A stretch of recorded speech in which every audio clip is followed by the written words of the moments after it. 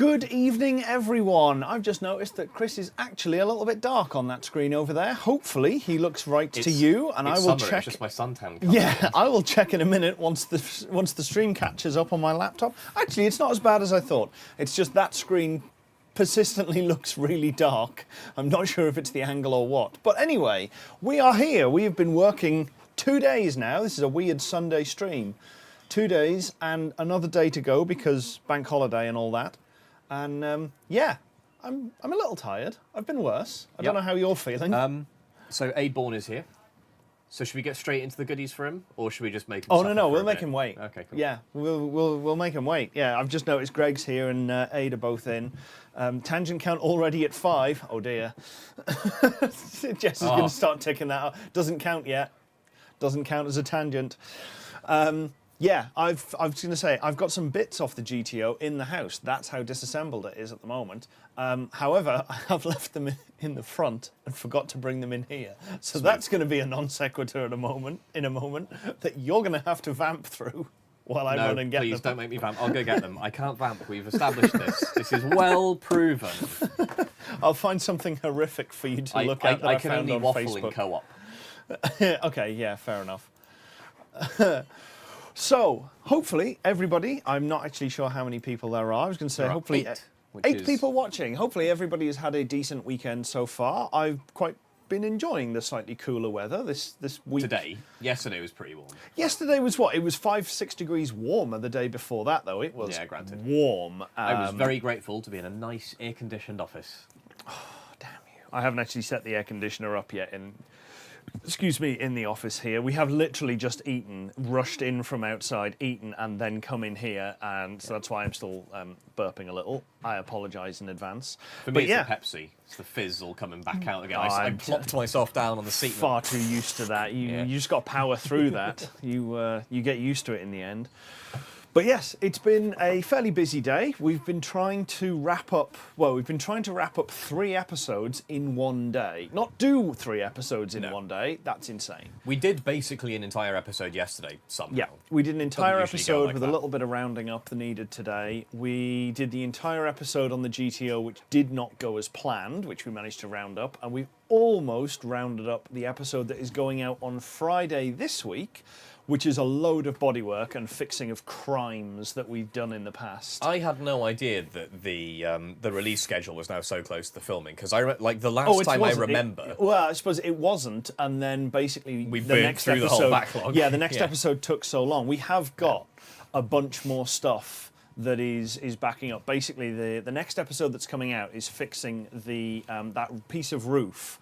It feels very strong calling it a roof. Forehead. I maintain calling it the forehead. It's a little bit of bodywork above the windscreen on the kit car. Yeah. Hi, John. Thanks for joining us. John 7 Spot. So I met him. I was going to say, which John is this? Because we have a few. We have a few Johns. Yes. Yeah. This is John from Bar. Jess says yes to Bar. Yeah, I'll do Bar. I have not brought my gaming PC. Bar is not an option for me. Yeah, John was up at Kitfest. He's one of the organisers that puts that on, which is cool. So he's got a 7. Okay. Which is, as you'd expect, as being in a kit car group. I have completely forgotten what is in it. So if you update the chat, John, with what engine it's got in. Yeah, because Aid showed me some of the footage that you brought back from Kitfest. I can't remember why I couldn't be there. Oh, it's an MK Indy R1. Okay. Which you're going to have to search that one up. I'm going to get some specs. I haven't got anything plugged in. Because Aid was showing me through some of the footage you brought back from Kitfest. I can't remember why I couldn't be there. I was either at Enclave or I was in Amsterdam. Amsterdam. Right. Oh, so it was last weekend. No, sorry, it was Easter. It was Easter. No, yeah. was so it Easter? I was at a LAN party then. Whatever. I was somewhere. No, I think it was the week before that. Yeah.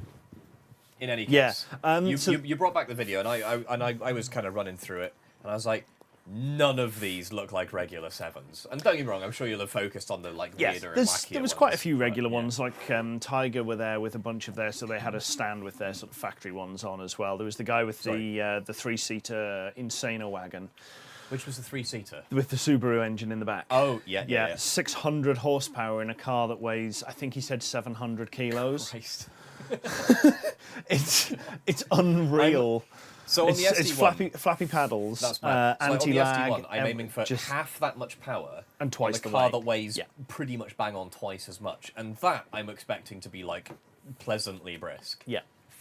Yeah, that thing. And bearing in mind, it has no side panels. Yeah. It barely has any windscreen. It just has a deflector. It's full. You put your full face on, and you end up like Clarkson. Just yeah. Love it. So yes, it was. It was Dan. That was it. Dan Carpenter, who DJC is the. I'm going to bring up the DJC cars so we can put a picture of it up on the back. The V-Storm WR3 is their Insano wagon. Yeah.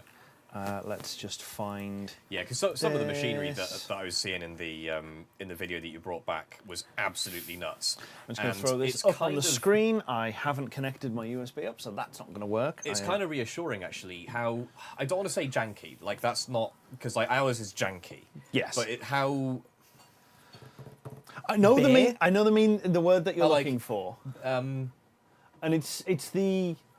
they're rough, some of them are rough and ready, and they're functional, and they do exactly the job they're meant to do. So I was thinking more in terms of like uncovered and bare. Yes. And like in the sense that an IVA, or I would have expected an IVA inspector to view things dangerous. Yes. Like personally, I do trust the people who drive these things out on the road to not want to drive into people, because that would be very bad for them. Yeah, that's the three-seater.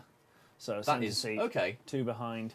Dan was saying that there was one of the guys who bought one. He was 6'4", and he actually, when he took him out for a test drive, he was sat in the side to start with, and he fit. Okay. Like, I can imagine the length would fit, but he was similar kind of build to me. Yeah. And he fit in the seat, because obviously the centre seat is kind of narrow off. It did is fit that really alarmingly legal well. for a number plate? I have no idea. LJ13 LDC. That'd be insane. It's certainly a... but yeah, I think it's possible we may have overdone some elements of our car. Not so much overdone, but certainly overstressed. I think we've tried harder than we needed to. I don't think we've necessarily I certainly don't think we've done as nice of a job as a lot of the cars I saw at Kitfest. Greg says they are bespoke and artisanal. Yeah. Yes, exactly that.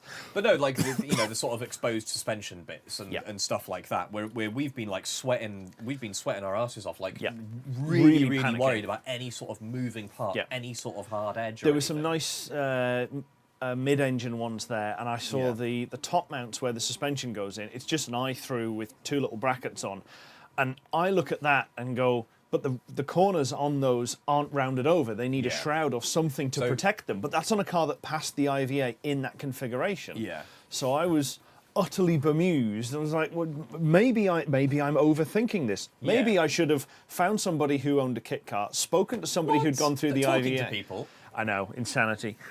Yeah. Fortunately, I now know a few people who've gone through the IVA and have kit cars, so we can get a little bit of panic aversion before we go through. I guess like the question on my mind is obviously the main things that we've been worried about is, as we've mentioned so many times on the show, is like the radiusing of edges of things, because the IVA is quite clear about how it feels about sharp edges on stuff. Yeah. And I've been saying a bunch of times, and in fairness, like I get your position. I've been saying like the IVA test is going to come around. He's going to look at things, and hopefully he may have a degree of common sense and say, well, actually, like that part of the car where you've got this edge isn't a place where a human head is going to find its way to. Like no one is going to brain themselves on like some weird little part of the car that's like not enclosed, but like obscured by something else, or is like on the back of the car. Like if we're going to drive into a crowd of pedestrians by accident, it'll be with the front of the car. Actually, no, it probably will go backwards. But there was a fantastic comment. I'll have to find it. No. Wait, where? So yeah, my guess has been that an inspector would look at lots of things that technically don't meet the letter of the rules and go, look, honestly, that's going to be okay, because just common sense stuff. And you've been quite understandably saying we probably don't want to bet on that. We don't want to rely on that. I think if we'd spoken to more people who've built more like fully custom cars rather than like kit cars, because at least a lot of the stuff at Kitfest didn't look like it came in a box. Like a lot of that stuff looked like it was one of one you know, completely How was bespoke, it? completely. It was from. They'll check the back of the car for bikers running into it. So yeah, this. Oh wait, no, sorry, no. I thought that was a funny about bikers being idiots, but actually, no. That is a thing that actually makes sense to take some degree of care over. Yes. Fair enough. So T and B commented after the first round of IVA. That, sir, is negativity we don't need around here. Yeah.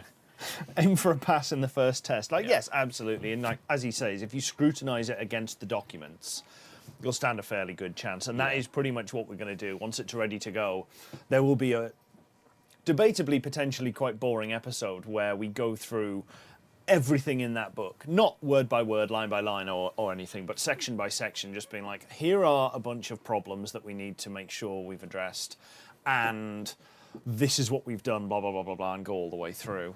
Oh, hi, Wayne. Nice to see you. Thanks very much for your interview when we were at KitFest as well. That was absolutely fantastic. Yeah, that's Wayne, who has the 4-age MR2 supercharger. Yeah, yes, I remember that one. Yeah, that is excellent. Yeah, he filled on sharp edges on the back. Okay, so they do actually care about that stuff, even the edges. Even on the edges of the IVA-approved rear mirror. Wow. That's, so maybe we've not been quite as paranoid as we thought. Yeah. Yeah, okay. So fortunately, the rear view mirror shouldn't be it's not an issue, MR2 anymore, right? Only because it's... Well, we don't have one at the moment because we're a van back end, so we don't need to deal with that. Yeah, we've just got the two side mirrors. Yeah, we've just got the two side mirrors, which is still going to be a little bit of a challenge because the visibility isn't top tier out of those. I think technically, I do think we scrape by. So it's 60 metres to the rear centre position that we need to get to. Yeah. So Wayne and John, I know you guys already know this, but one of the things in the IVA is your side mirrors have to be able to see kind of inward past the back of the car. And they both, you might imagine, right, you've got your mirrors there in the back of the car coming down the side. The mirrors seeing in, the point at which they meet, where they both see the middle of the centre line of the car, has to be closer than some number of metres. I can't tell you what it is. But it's like, you can think of it as if you're driving in front of someone, there has to be some distance ahead of them where both mirrors see the thing that's behind you, whether it's a motorbike, cyclist, or whatever. From memory, it's 60 metres back. I have 70 in my brain. Which is why I think we are okay. Yeah, because we kind of tried to measure it with the garage. Yeah, and it seems okay, and it looks like we should be fine. Yes, the meowing is Luna wanting a treat, and then Binks eating them. So Binks got the two that I tried to put down for Luna, but she is steadfastly refusing to climb up on anything. And if I put it here, Binks is going to... Yeah, there you go. Yeah, we've done the opposite, John. Look. You did the smart thing of using mirrors all the way out there. We've been really stupid, and our mirrors are almost... really... our mirrors are like halfway inboard. Half of the mirror is actually occluded by the haunches on the back of the car. Yes. It's only really like the outer edges of the mirror that poke out of the body line. Yeah, it's low enough down that you can see the high up targets reasonably well, so that shouldn't be a problem. Yeah, I mean, hopefully we're not really worried about Apache gunships in behind us. Yeah. I think we're speed is monitored by aircraft, however. Yeah, enforced by aircraft. Sorry, that was it. But yes, so the DJC is quite the weapon. I would definitely love to try one of those out. Is that as a kit, or is that a car? They still do them as kits at the moment, but they're moving towards fully assembled everything, and they just sell them as I suspect they're very bored of hearing this, but it is very Aerial Atom. I'm not sure which came first. I'm not sure if these guys predate. No, I think this is after the Atom. Yeah. But I mean, to be fair, it's a good recipe. It's a wonderful recipe. Really good recipe. Yeah. It's just it's an Atom with an extra seat. Oh, of course, yeah. Because what is it? Is it a centre seat like McLaren F1 style, a centre and two staggered passengers? So you've got the centre seat with two staggered in. So yeah, there is no talking to your passengers. There is no hearing that they are deathly afraid as you power forward. Yeah. There is no shouting forward with all of the air flowing back. So yeah, it's. I do love them. It's quite the bit, and that's pretty much the Insane-O-Matic on the right. Yeah. Just they're wild. Absolutely love it.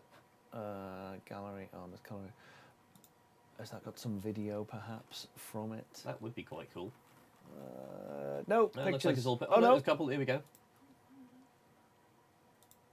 Let's see how quick it gets around that corner. It's not That hanging didn't look about. Yeah, I didn't really get 10/10 vibes off of that. Yeah, people confuse it with an Atom. Can't say I'm surprised. Yeah, Looks like a car Gordon Murray would approve of. Yeah, F1 style seating. Pretty much. And also, like, minimum viable car. I think Gordon Murray has... I don't think he'd ever build anything like an Atom. I mean, I think he thinks much too much in terms of wanting to build, like, cars that... Not... Like, the Atom's very good at what it does. Yes. As are, like, all kit cars. They're all small and light, and they're just meant to go around a track fast. But Gordon Murray seems very, very determined on building, like, a car that is not only the fastest thing on four wheels, but also that you could drive to the shops every day in comfort, drive to the south of France, drive absolutely wherever you want. Yes, drive it to Le Mans, race it, drive home, drive it back. after winning. Yeah. I still wish they'd done that. That would have been so good. Yeah. But yes, They so we've... That's the part that bugs me. But it definitely... He is a big fan of lightweight vehicles. I remember there was an interview he did... Oh, I can't remember who it was with. I think it was with, like, Haggerty... or something. I can't remember. I think it was Brad Brownell interviewed him for something, and asked Gordon Murray, like, you know, how do you feel? I can't remember precisely what the question was, but it was something roughly to do with, like, how do you make a car handle well? Is it basically just make it weigh less than a ton? Yes. If your car weighs less than a ton, you're probably fine. Yeah. Unless you really, really badly screw something up. It's only if you've got a really big, heavy, fat car that you have to start doing very clever things with your suspension. Yeah, pretty much. And you can choose how big, heavy, and clever you want to go. If you want to go full Audi and do a 4-link suspension on every corner because you're a masochist, you can definitely do that. It's when you get even clever and you start doing things like mode decoupled suspensions, which, like, every car has a degree of mode decoupling because you've got the ARB. So you're separating out your roll control from everything else. Like, the regular suspension is still doing all of the other modes. Is still doing pitch, still doing heave, and still doing warp.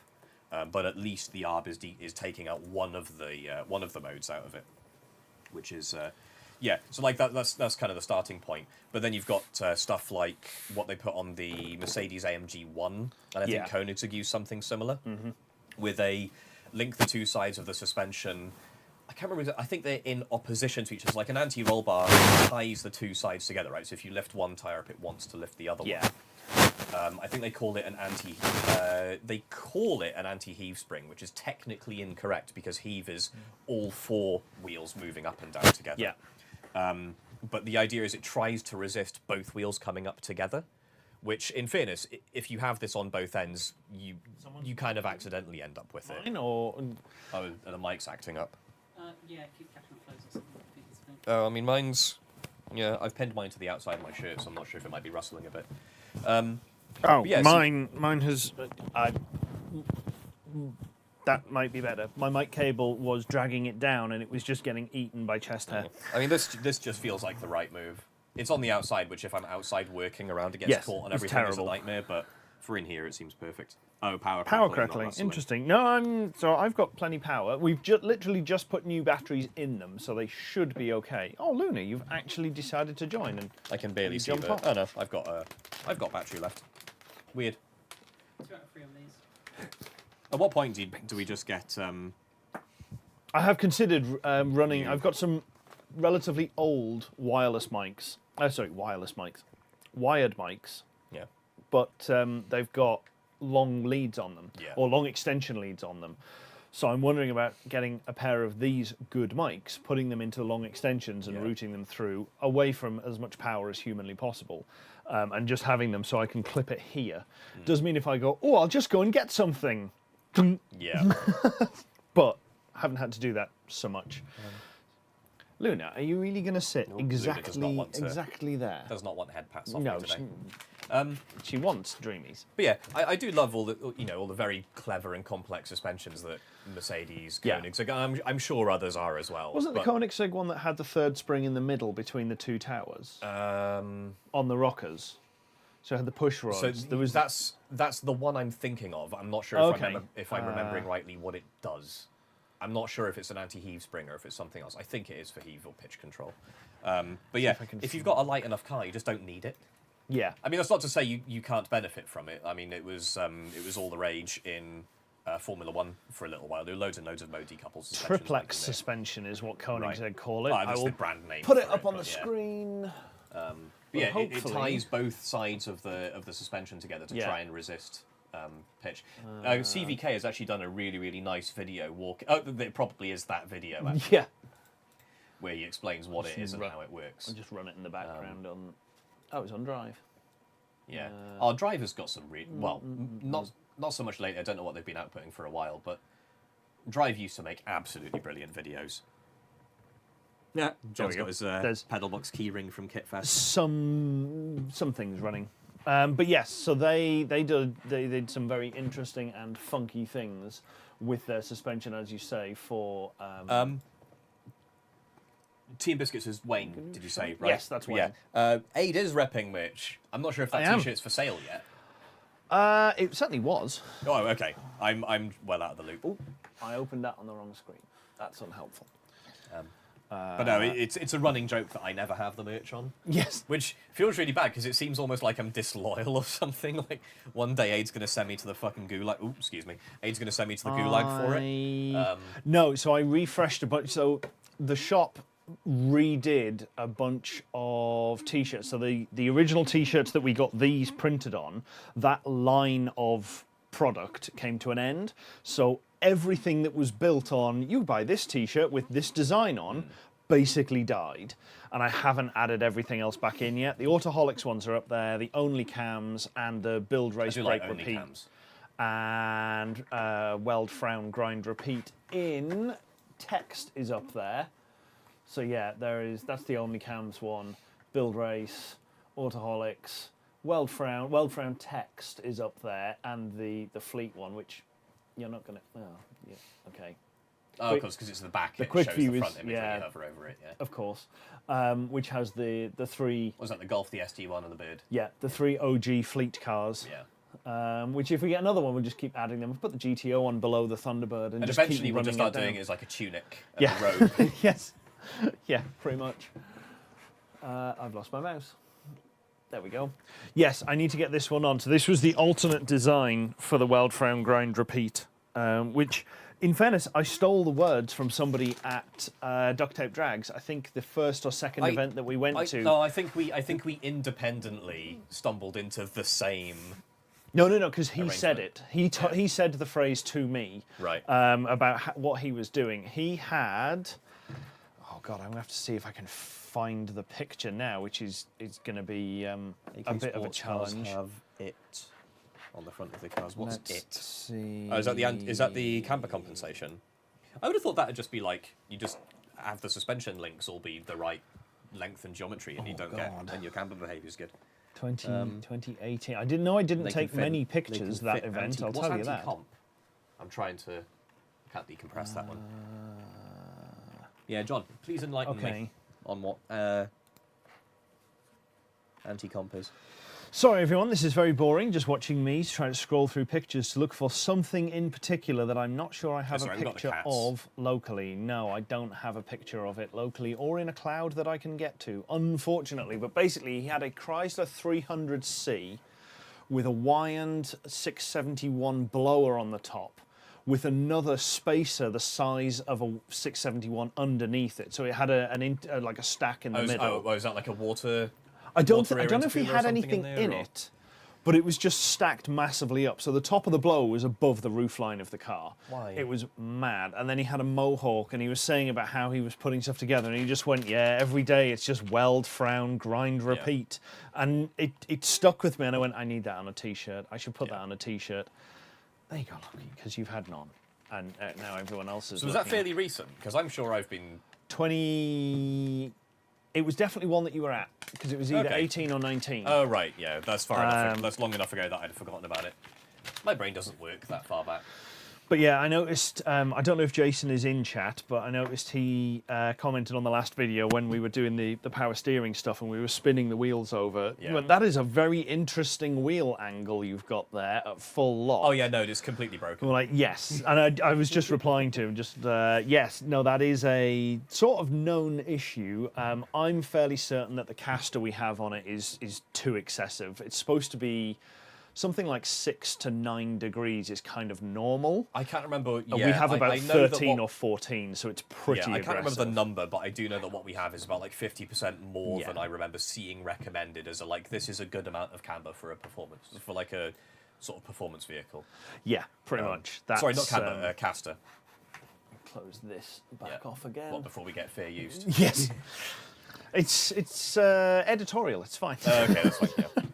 But yeah, with that's a problem for down that once we can get it rolling and we can actually see how heavy the steering is and work out things. So I think that's going to add a lot to the heaviness of the steering as well. Yeah, because it wants to return back to centre if you've got lots of caster, which we absolutely do. Yeah. On the other hand, we got so little weight on the front that it might be fine. Yeah. So the downside with that is... Oh, Jason's just Oh, arrived. he is there. Literally just a minute after you mentioned him. I was just talking about you, Jason. I was just saying about... I replied to your comment on the last video about the caster being excessive. The only way we can fix the caster... we can remake the upper arms, basically. Well, no, the upper arms are fine. Well, because okay, either one of them is fine. One of them has to change. If we remake the upper arms, we have to push the kingpin forward. Yeah. We can't do that because that puts the wheel into the back of the back of the splitter. So whilst there is still adjustment in the upper arms that we can use to push it forward, because we've now got wider wheels than we had when we built the arms, that will now touch things at the front, and that is a fairly big problem. But no, we don't have caster adjustment in it. We've been meaning for a while to either make a new lower arm, or we did also mention possibly breaking the upper arm and putting a turnbuckle in. We were going to change it so we could adjust it a little bit more, but I think the sensible way to do it is to make new lower arms that just pull the bottom joint back a little bit, so we get that without having to adjust the upper arms again, and we still maintain the adjustability that we have. Because we can adjust the caster by making the back of the upper arm longer quite easily. Well, except then we have interference. We could, but we don't have an adjuster in there. No, there is an adjuster in there. We welded them in. They're in the back. I'm sure they're in the back, or they might be in the front. But it is adjustable on the top arms, 100%. I will find the video. But that Please means don't, because you've been gone for 5 minutes. No, because it's happened repeatedly now already, as you've gone off on a wander trying to find some whatever. But yeah, just limit the bump. Yeah. Yeah, that is technically an option. There are definitely. I mean, to be fair, we can get away with just limiting the bump as long as we just put a stiff enough spring in. I don't want to be like going through Foxhole or something and like slamming into the bump stops, and then the car just becomes all skittish. Yeah, that would be extremely bad. Yeah. Okay, I can't find it. Because have we got standard Caterham front springs in? So they will be designed to accommodate the weight of an engine. Yes, and we are so we're heavier than a regular front end Caterham because they've got the Bilstein shocks. Are we got heavier springs, or we are heavier?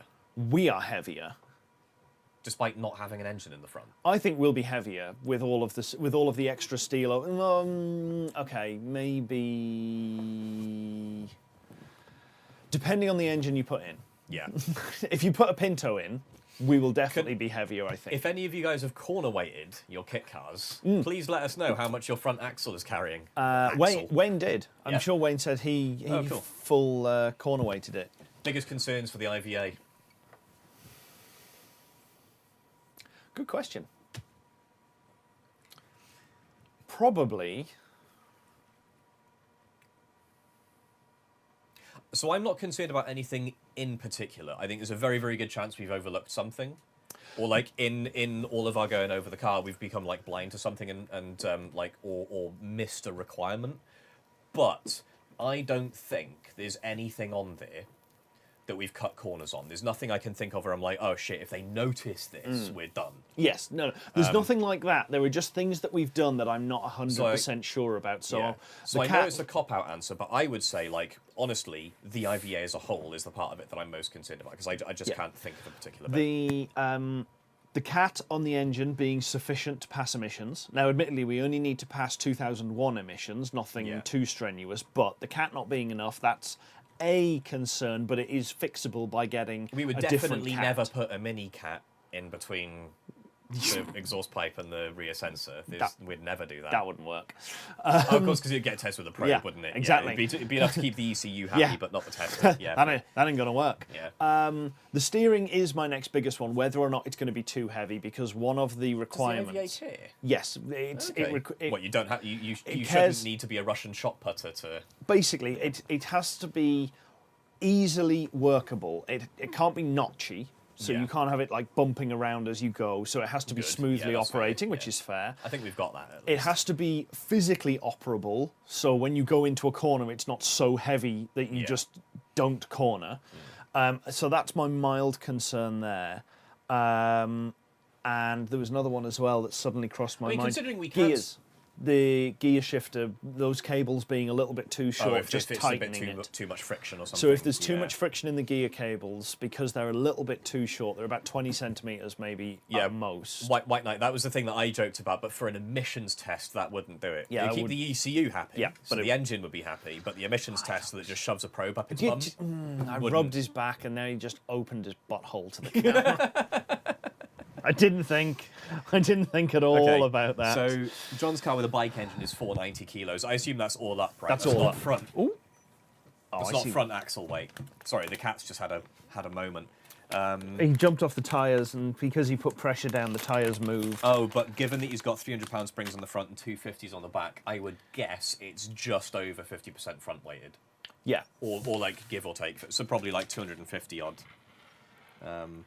Come on, Loki. You're Have going we to changed the have exhaust? to work a little bit more. Changed is the exhaust that we've got is almost completely custom. We have a Toyota GT86. Yeah, the back box. The back box on it is massive. Yeah, it's a proper big silencer. We should be okay for It's a noise. final rear silencer from a GT86 with the twin exits on it.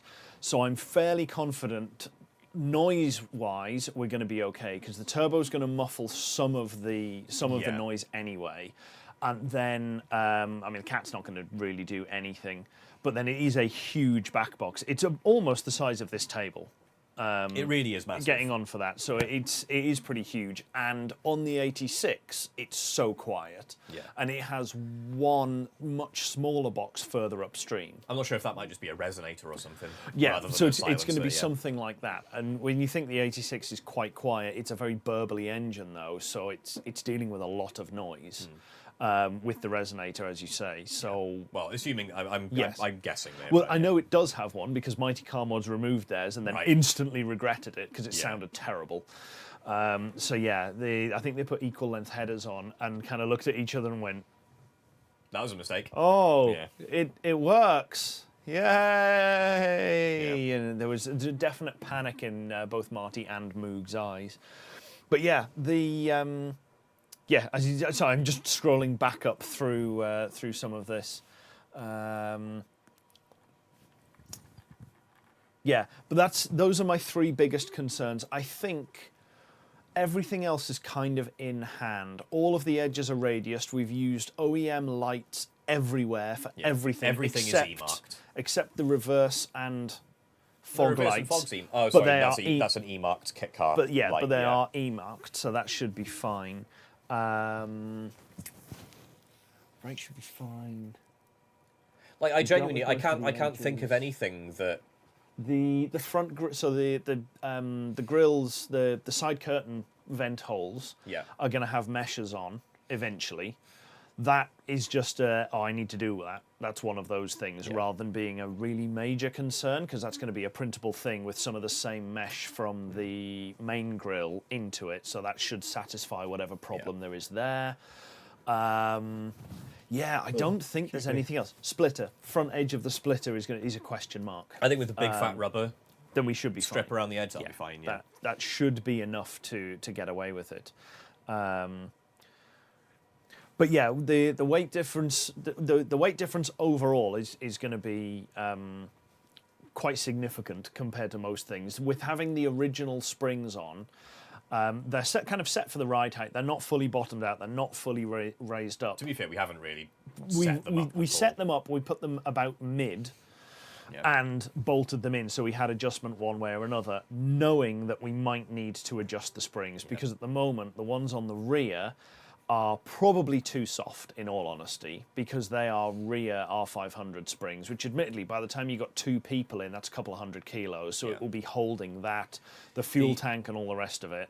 The That other one will is be reasonably good, but I'm expecting to have to go up probably at least 100 pounds on each side at the back. And we need to build an anti-roll bar, but that's not an IVA problem, so that's kind of IVA man does down not the care list. about the rear arb or No. lack thereof. And the front, I'm hopeful we can get away with what's on there. Considering I it's think- designed to deal with Considering something it's that's got the pitching considering it's motion got to of an deal with a engine. full engine sat up front, I think we're going to be And equal to not only up front but also higher than Yes. ours is. Yeah. So the force that the torque that the engine produces, wanting to sit on the outside of a corner as you turn, is going to torque the car around harder than anything in ours. Because like our engine is about as close to the ground as we can get. The lowest point on our car is the torque arm. Yeah. That stops the engine from rotating fore and aft in the body. Literally that. If, So when we you can't put the weight any lower. Yeah, when you look across the very bottom of the car, it is the little kind of. So we've got a 1-inch tall 3mm steel curtain that runs around the entire floor. Underneath the body. Underneath the frame. edge of the body, tucked in ever so slightly, so that the floor fits into something and doesn't move around too much. It protects the edges of the floor from things, but it also... It's also beefy enough to jack it up on, so you can throw a trolley jack anywhere under the frame. It gives a full jacking point around the entire perimeter of the car, albeit you only really need 2 anyway, because the front one is so easy to get to through the wheel arch, and the rear one on the outside corner just lifts everything, so that's really what nice. What rear diff have we gone with? It's the original standard diff out of the Audi TT that we robbed everything else from. So you've got a TT engine, TT gearbox, diff, all of it completely standard. Yeah, so I don't know if it's an LSD or if it's open. I don't know what the ratio is. Yeah, it's a completely standard GIF. It's a completely standard diff out of that, which isn't an LSD as standard. But in terms of gearing, it should easily keep pace with whatever the TT would normally do. Low-key. Leave her... Just because I mean, it'll be geared identically to a Mark 1 TT. Just because she's got the limelight and is right in the front. Low-key. Come on. I'd give you treats, but that would be reinforcing negative behaviour. Sorry. The Mark 1 TT, I think... Well, it's limited to 155 miles an hour. Yeah, but that'll probably be electronic. Yes, to be fair, but that's what I mean. That's what I said. It's limited to 155. I'm pretty certain they will probably do more because the Mark 1 A3 that we've got is also limited to 155, well, the starting and that's question only is, 180. Can either of us remember how many RPM Sean's car was turning at 70? I can't remember. No, but I mean, I can find this. I don't think it really matters all that much. Like, it's geared relatively tall. It's certainly geared a long way above 125. Yeah. Like, I suspect it's probably geared to something on the order of 170 or more. Yeah, I Like, would that expect wouldn't it to be be that geared surprising. 170, 180 at least. Not to say that we'd get there, but no, quite I think tall. that there's enough power and lack of weight in the car to do it. Yeah. With enough bravery. I always sort of feel like when people start talking about really, really short gears, in my head I'm like, but surely by the time you include both the gear ratio itself and the diff ratio of, like, your 3-to-1 or whatever your first gear is and your 3 or 4 whatever your rear end is, by the time you're looking at like a 10-to-1 gear reduction through the whole driveline, unless you've got a really quite a weak engine, does it really matter? Like, if you take all of your gears down, right, you go from like a 3-to-1 rear end to a 4-to-1 rear end, you lose a I'm not sure if you lose a third or lose a quarter, whatever it is, you lose a chunk of top speed, but you obviously you're trading it for more wheel torque. But if you can already spin the wheels in first, Yeah. I suppose, like, maybe if you're like marginal in second, like if you've got spare traction in second or third, whichever is your first gear that you're not traction limited in, you can add a bit more torque to that gear, and then you probably win a bit. Yeah, it probably is worth it, 155. actually. It's officially limited, which kind of new from. Would we want to go 180 in the car? Do we trust it enough? Right now? No, because I've not driven it at all, and I don't know what the steering is like. I trust Ultimately, the body. Yeah. I don't trust the suspension and moving parts so much. pretty much. I'd have to drive it round to build that confidence. Yeah, pretty much. I'd want a. I want to do it at like El Mirage or something like that, where it's a mile and it's dirt, not I mean, if you hit the dirt at 150 miles an hour, you're just as dead as if you hit tarmac. But there's nothing there. That's the whole point. It's just flat. It's flat for days. Yeah. So yeah, because it's really like one, would the car aerodynamically, like, would it stay on the ground, or would it lift up? And I don't think we've got a very lifty body. I am 100% basing that on vibes, but I don't think we're very lifty. So I think we'll stay on the road. At the moment, it's very lifty, because there is openings around the headlights, which just duct air down into giant flat planes behind the wheels. So that would channel a lot of lift down also underneath. Going to be spilling it. It's quite turbulent around the wheels anyway. Hopefully, so yes. It'll probably But just spill I think out, that would definitely count to some of it. Yeah. But as you say, on the whole, for the final plan, bearing in mind those areas are going to be closed in. Yeah. I don't think it's very lifty. I've So done my best. I think it'll stay on the ground, and I know how we've constructed the skin on it. Yeah. And how we've attached it to the skeleton, and I also know how we built the skeleton. And Yes. I'm pretty sure all of that would hold up at 180 as well. Yeah, My question is, like, the thing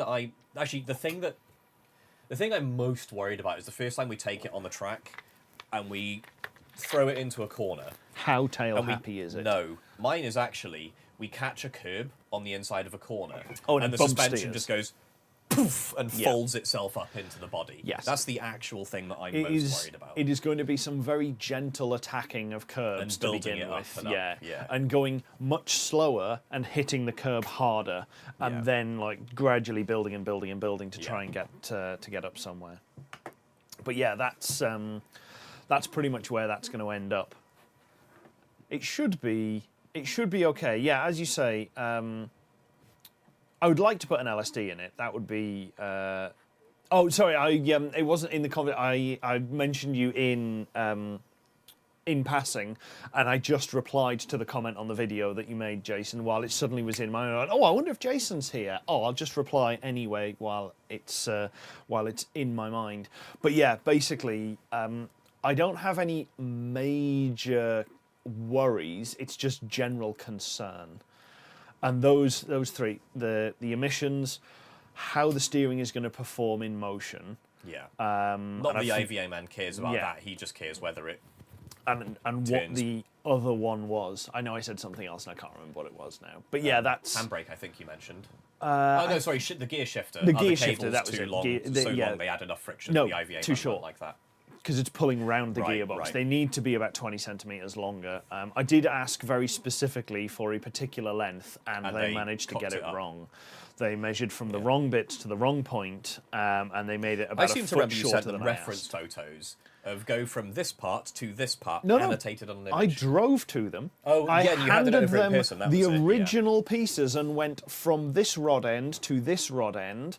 I don't care how long the sleeve is in the middle, but I need from this thread to this thread to be this length. In fairness, we didn't help ourselves, because when we then got the cables back and noticed they were wrong, what we decided to do was put them in the car anyway, rather than take them back and say, "You idiots." Well, I wanted to see whether or not, because I'd added enough clearance in that I think they should fit, and I was right, they did fit. Yeah. But I added an extra 10 inches of length to make sure that we had the space. I seem to remember a key part of our motivation was, well, if they're wrong and we take them back, they're only going to put them in the bin anyway. So that if they're going to or not going to give us a refund... I also knew that in installing them in the car, we were going to damage them, which we did. Well, and then they wouldn't take them back. So that was pretty much the problem. Yeah. We did nonetheless choose to put them in the car. Yes. This was it. They worked. Yeah. Which is why they didn't get a shout out for doing it. they in fact got a little bit lambasted for it. I don't think we've called them out by name. I can't remember who it was anyway. I can't remember whether I did or not. But yes, they do deserve an anti-recommendation, because frankly we made it as easy as it was possible to be. I could not have made it any easier. Yeah. And the problem is they're one of the only companies that actually make custom length shifter cables like that. So if I have to get another set, I'm probably going to have to give them more money. But take those out and go, this, but longer. Yeah. Just... you try to do everything you possibly can, and sometimes it's just not enough. I which is understand very us making disappointing. mistakes because we're idiots, so we don't know what we're doing. Yeah. Paid professionals making mistakes. John says, what's the highlight? Highlight of the build was... There's been a couple. Getting it on the ground, first time after 12 months, and being like, holy shit, it rolls. When we first had the actual chassis and enough suspension that we could put it on the floor. Taking it to the show. Actually, moving on a bit from there, probably taking it to the show for the first time with the engine in and all the bits, and like a nice clean grey chassis, it looked really good. My highlight was when we were prepping it for the Reading show in 2022. 2 or 3. I think it was 3. Oh yeah, when we painted it. Yeah. So when we painted it black. The day before we took it to a local car show, I can't remember exactly why we decided that we had to protect the metal, which in fairness is not a completely dumb thing to do, but we particularly decided the way we were going to do that was to just spray the whole car black. And actually, whether or not it was the right time to do, I genuinely can't make my mind up on that. But it looked absolutely amazing, and we rolled it up onto the trailer, and it had the big diffuser on the back, and these big meaty tires, and the back of the car sort of curved over the big grille and the intercooler and everything. Highest light was that. But yes, the reason we did the paint sat down and I just stared at it. Yeah. The reason we did that then was because I was sick and tired of doing all of the filler over and over again, and dealing with rust that was porous through the primer, and I went, screw it, we're going to paint it. Yeah. And we did it. We got the compressor and actually did it properly. We had an actual spray gun. We actually did it with the spray gun. Compressor. Yeah, delightful. Having done lots of little bits with rattle cans every now and again. Yeah, low light, a couple. One was very early on when we were trying to measure things up and work out the length of it, and we discovered that whoever built the chassis originally made it ½ an inch longer on one side than the other. It was a Renault 4. Which was extremely disappointing. We don't have a VIN yet. No, we haven't done the VIN yet. We need to apply for the VIN and get that sorted, which I'm sure you can probably ask somebody. I'll go up to the friends and family desk and see what happens. And say, how do we do this, please? That'll be an interesting one, because they get all sorts of stuff about, I'd like to, my brother wants to renew his tax or whatever at that desk. But I think, hello, I have a car that I have built in my driveway. I also need to get my driving license renewed, because I have lived in this house 10 years, and that means my license has expired. And I have never lived anywhere for 10 years to have this problem. I've always moved house. I have an anecdote on that I definitely actually cannot say on the stream. But once we're done, remind me. Sure. But no, we haven't stamped it into the chassis yet. I have got all the pins to do it though, so we can scrub it back a little bit, stamp it in without having to destroy the paint, and then just lacquer over the top of it to protect it. So that will be fine. And then put a bit of tape over it, so whenever we inevitably start painting it again, we don't just paint over the VIN. So yeah. I see the cheat here, Wayne, is he works for the DVLA. that's the friends and family desk, to which he is referring. So we have an inside track to go, what do we do? Yeah. The first few times people at work talked about the friends and family desk, I thought they were taking the mick.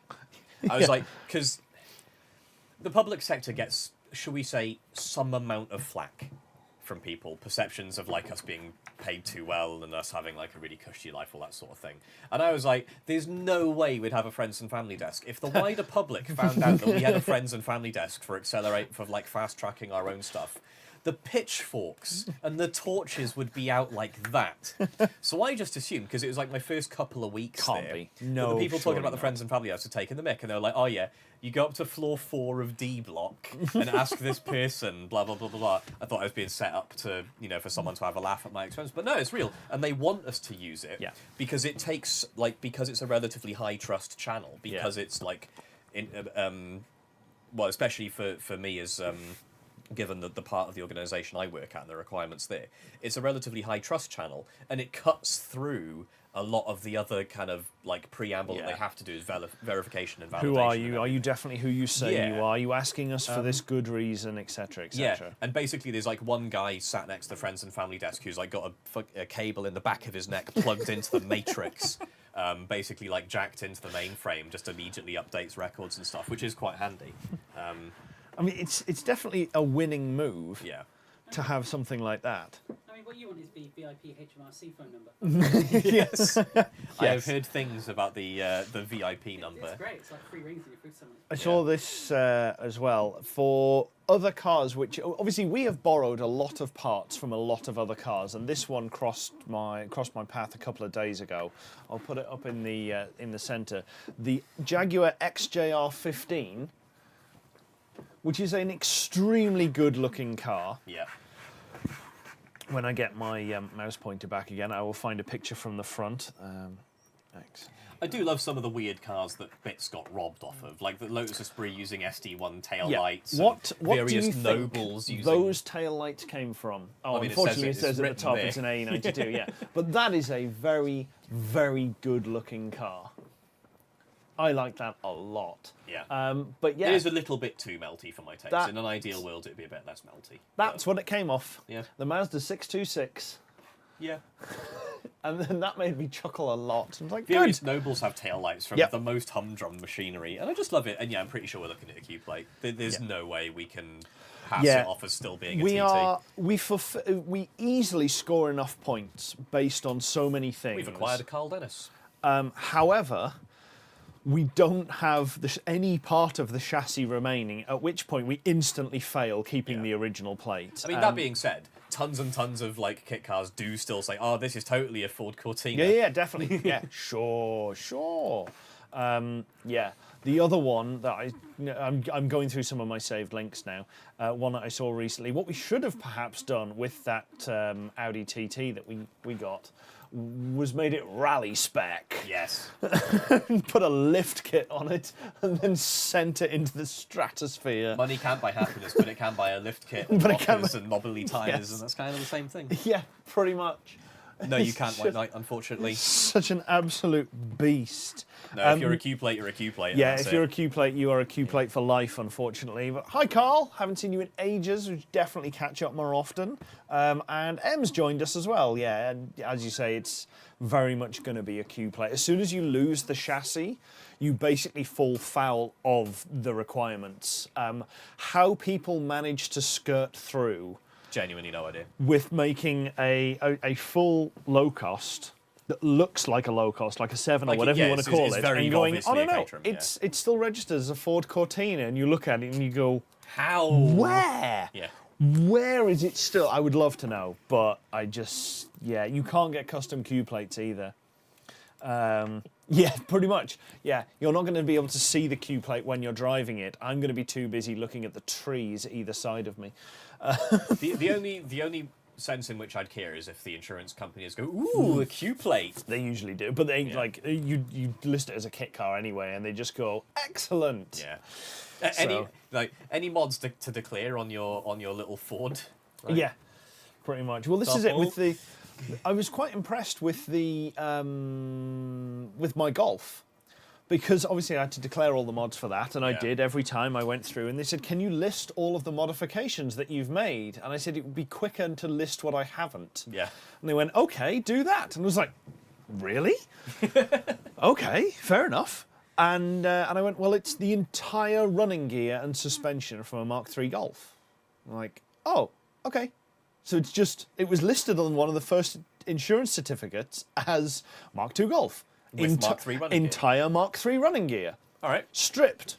Bucket seats. Done. So it was a 3-line list of modifications on that car. Yeah. It was just everything, nothing, change the seats. Nice. which is an absolutely great thing. 16 donors now since we added the Jeep reservoir bottle. Oh yeah. It's from I remember what did we put a Jeep something in recently? I couldn't remember what it was. So yeah, it's up to 16 now, Jason. We keep adding more. Also, if anybody can name at least half of them, which is now getting harder because that's now at least 8, not 7, I will send you a free T-shirt. Mostly because it means you've got to go back and watch all the videos, and that's just watch time and views. So yeah. Just shovel the transcripts into ChatGPT. Damn it! What cars have they used? Yeah. I think they've used this. Wrong. I mean, at this point, don't. if you just randomly sample cars But from if the you world, did you'll that- probably get one of them. It would be wrong because we removed one. True. Yeah. So if you I'm not going to tell you what one. if you include the wrong one, in any of those 8, doesn't count. Yeah, Wayne's saying we need to get some Ferrari part or other in it. Badge, and then we get sued. But think of the get exposure. Yeah. If we put any Volvo part in, we could semi-legitimately put a prancing moose on it. Yes. And pass that off as a Ferrari badge. Yeah. I do love the prancing moose. Yeah. Any Tesla bits? It hasn't caught fire yet, so I'm going to assume no. No, that's not the way you brand your Tesla as other things. And my favourite one of those that I've seen is the one that put a Whirlpool sticker on the or a Whirlpool badge from a washing machine instead of the Tesla badge. That was absolutely flawless, whoever did that. I'm trying to think of anything we could feasibly include. Ferrari steering wheel, screw it. Yeah. Oh no, of course, the obvious thing we include from a Ferrari, the badge. You don't. You said you I know, mentioned that. but but I hadn't think it's part of a Ferrari. Yeah. But yeah, that would be absolutely fine. But no, steering wheel to include that. What other interesting, funny parts could we put in? So this isn't funny. This is like actually vaguely semi-serious. I'm not sure we've really got anywhere that we could fit one, but it would be a reasonable thing to have. The knacker ducts off an F40. Yeah. Yeah, if we changed the bonnet so it had it would knacker duct it Knacker in. ducts to pull it into a surface. Yeah. That's no good. We could put them on. We could put them on the rear clam over the thing to direct more air in to cool the engine to go down through to duct. We could duct the knacker ducts on the other end. Knacker ducts in the rear haunches. Yeah. For a brake cooling hose. Yeah, to blow in through the intercooler in the very back. Manual Ferrari gear shifter. Unfortunately, we spent a whole bunch of time and fat yes, redoing all rigging of that. it for a Mach 4 Golf shifter, or is it a 3? Well, it's 4. It's Mark 4 Golf. They're compatible across all of them, but I think A3, Mark 1 A3, Mark 1 TT, Leon's. I'm trying to think what the Skoda was that had that in. It wasn't the Fabia. It was. Might have been the Fabia. I know the Fabia had the O2A gearbox in. I think. Whatever. Or a 5-speed. Some... It had a 5-speed O2M in it, I think. But and that has cost us enough time, and I realise this is 100% standard sunk cost fallacy. We've put so much work into getting that damn thing to work. We are not pulling it out for a Ferrari shifter. When you said Ferrari car mats. Yeah. Perfect. Yep, that would do it. The Golf dash bits, well, they're Golf / Audi general parts. It's the light switch has come out. It's standard, again, Mark 4 TT era stuff. Don't go helping them. Plugs in. I'm confirming things that have been said. I'm not adding more about any of the others. A Meteor 12 in a 7. Good God, that... I think more engine than car. I think he's going to need heavier spring rates up front Yeah. than even we need. Yeah. That is quite some amount of chunk to be going in the front of anything. I know that obviously the Rover has it, but that's quite set quite far back. To be fair, I was going to say that came a fair old way into the passenger cell. Yeah. What did you make? At what point? I made a Lotus 7 limo. What did you stretch, engine bay? At what point do you stop asking what engine's in your car and start asking what car is around your engine? What car is on your engine? Yes. What did you do? Well, I took an engine, I bolted some wheels to it. Okay, that seems reasonable. One day I'll bother finding out what those Meteors actually weigh. Like, it's obviously a lot, but it immediately goes on Google. But yeah, no, that should be that'd be an interesting Weather sort of machine. I do remember quite early on we specifically ruled out the Rover V8 and a handful of other engines because we didn't want to have to modify the front of the chassis. We thought we did anyway. Oh god, so much. Do you want to know? Shoot. What do you think? I'm not even going to start. 835 kilos. I was about to ask if that's with the gearbox, but it didn't have a gearbox. It's actually no, the Meteor it may have because it was a tank. Yeah, that'll probably just be the engine. Yeah, pretty much. That is a lot. That's dry as well. Yeah. Jesus.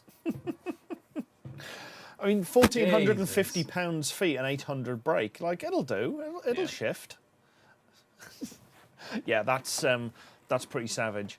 135 kilos more than the smart car. Yeah, it's 2 235 kilos more. Sorry, it's 335 kilos more than the lightest Caterham. than John's right, than okay. John's car, which is 490. Sorry, it's 345 kilos heavier because his is 490. But yeah, that's Goddamn. how about a splinter of wood from a Morgan? Yeah, We've we got can. a wooden floor, so we're basically a Morgan. Yeah, pretty much. Yeah, that's. I'm counting Yeah. Morgan in spirit at this Yeah. point. 16 and a half. Yeah, yeah. It's got some vibes. Yeah. But yeah, it's. I'm still trying to think in the back of my mind. Is there anything else that I'm worried about for the IVA? Yeah. I mean, obviously, you can't be that worried if it's taking No, you this long to exactly. come Yeah, up with this is anything, it. yeah. It's like I keep having these. Oh, but what about if? And it's like no. It seems fine.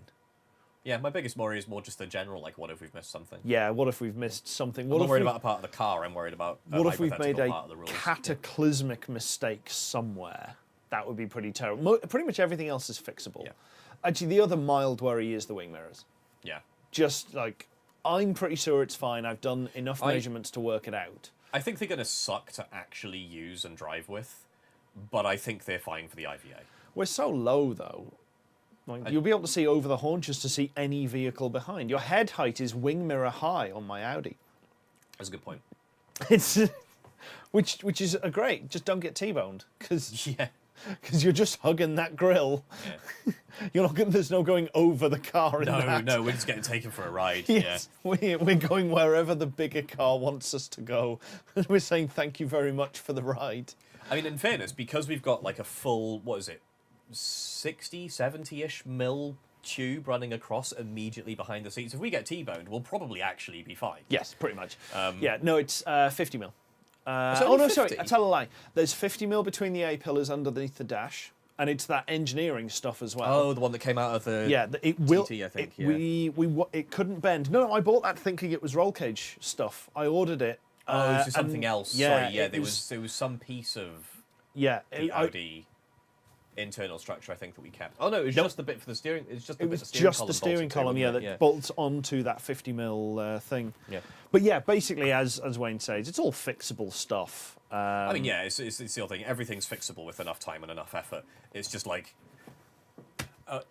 I do think there is a level of failure past which I would probably just throw in the towel Yes. and say it's taken so long, it's taken so much work to get here. How much more am I willing to throw down the tubes? Yeah, pretty much. I'm comfortable that we are beyond that point based on all of the poring over the book that I've done, but there is definitely a threshold where I just go, I need to not look at this car for at least 12 months. Yeah. Walk away from it and do other things. Yeah.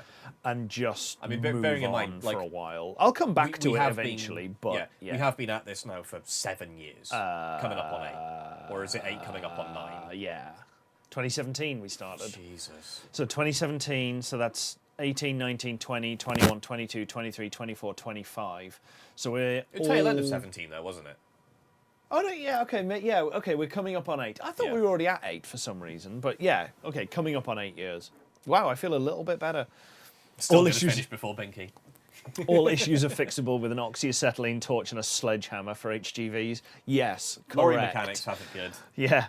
I But don't know, yeah, man, diesels, I would. yeah. But considering the frequency that they're putting out videos and the progress that they're making, I definitely think we are going to be finished before Binky. I mean, it's not least because we're not going to try and make our own CNC solder dispensing machine. Oh, Martin's just joined. Hi, Martin. Hey, Dad. Yeah, we are. We're not going to do that for two reasons. There are 2 reasons why that's not going to happen. Yeah. Not just one. One, it's a dumb idea. Two, if we were going to do it, we'd just get Ghost to build it for No, us. absolutely Okay. not. That might be a third option, Right. but before that is Greg specifically said he would kill me. Wait,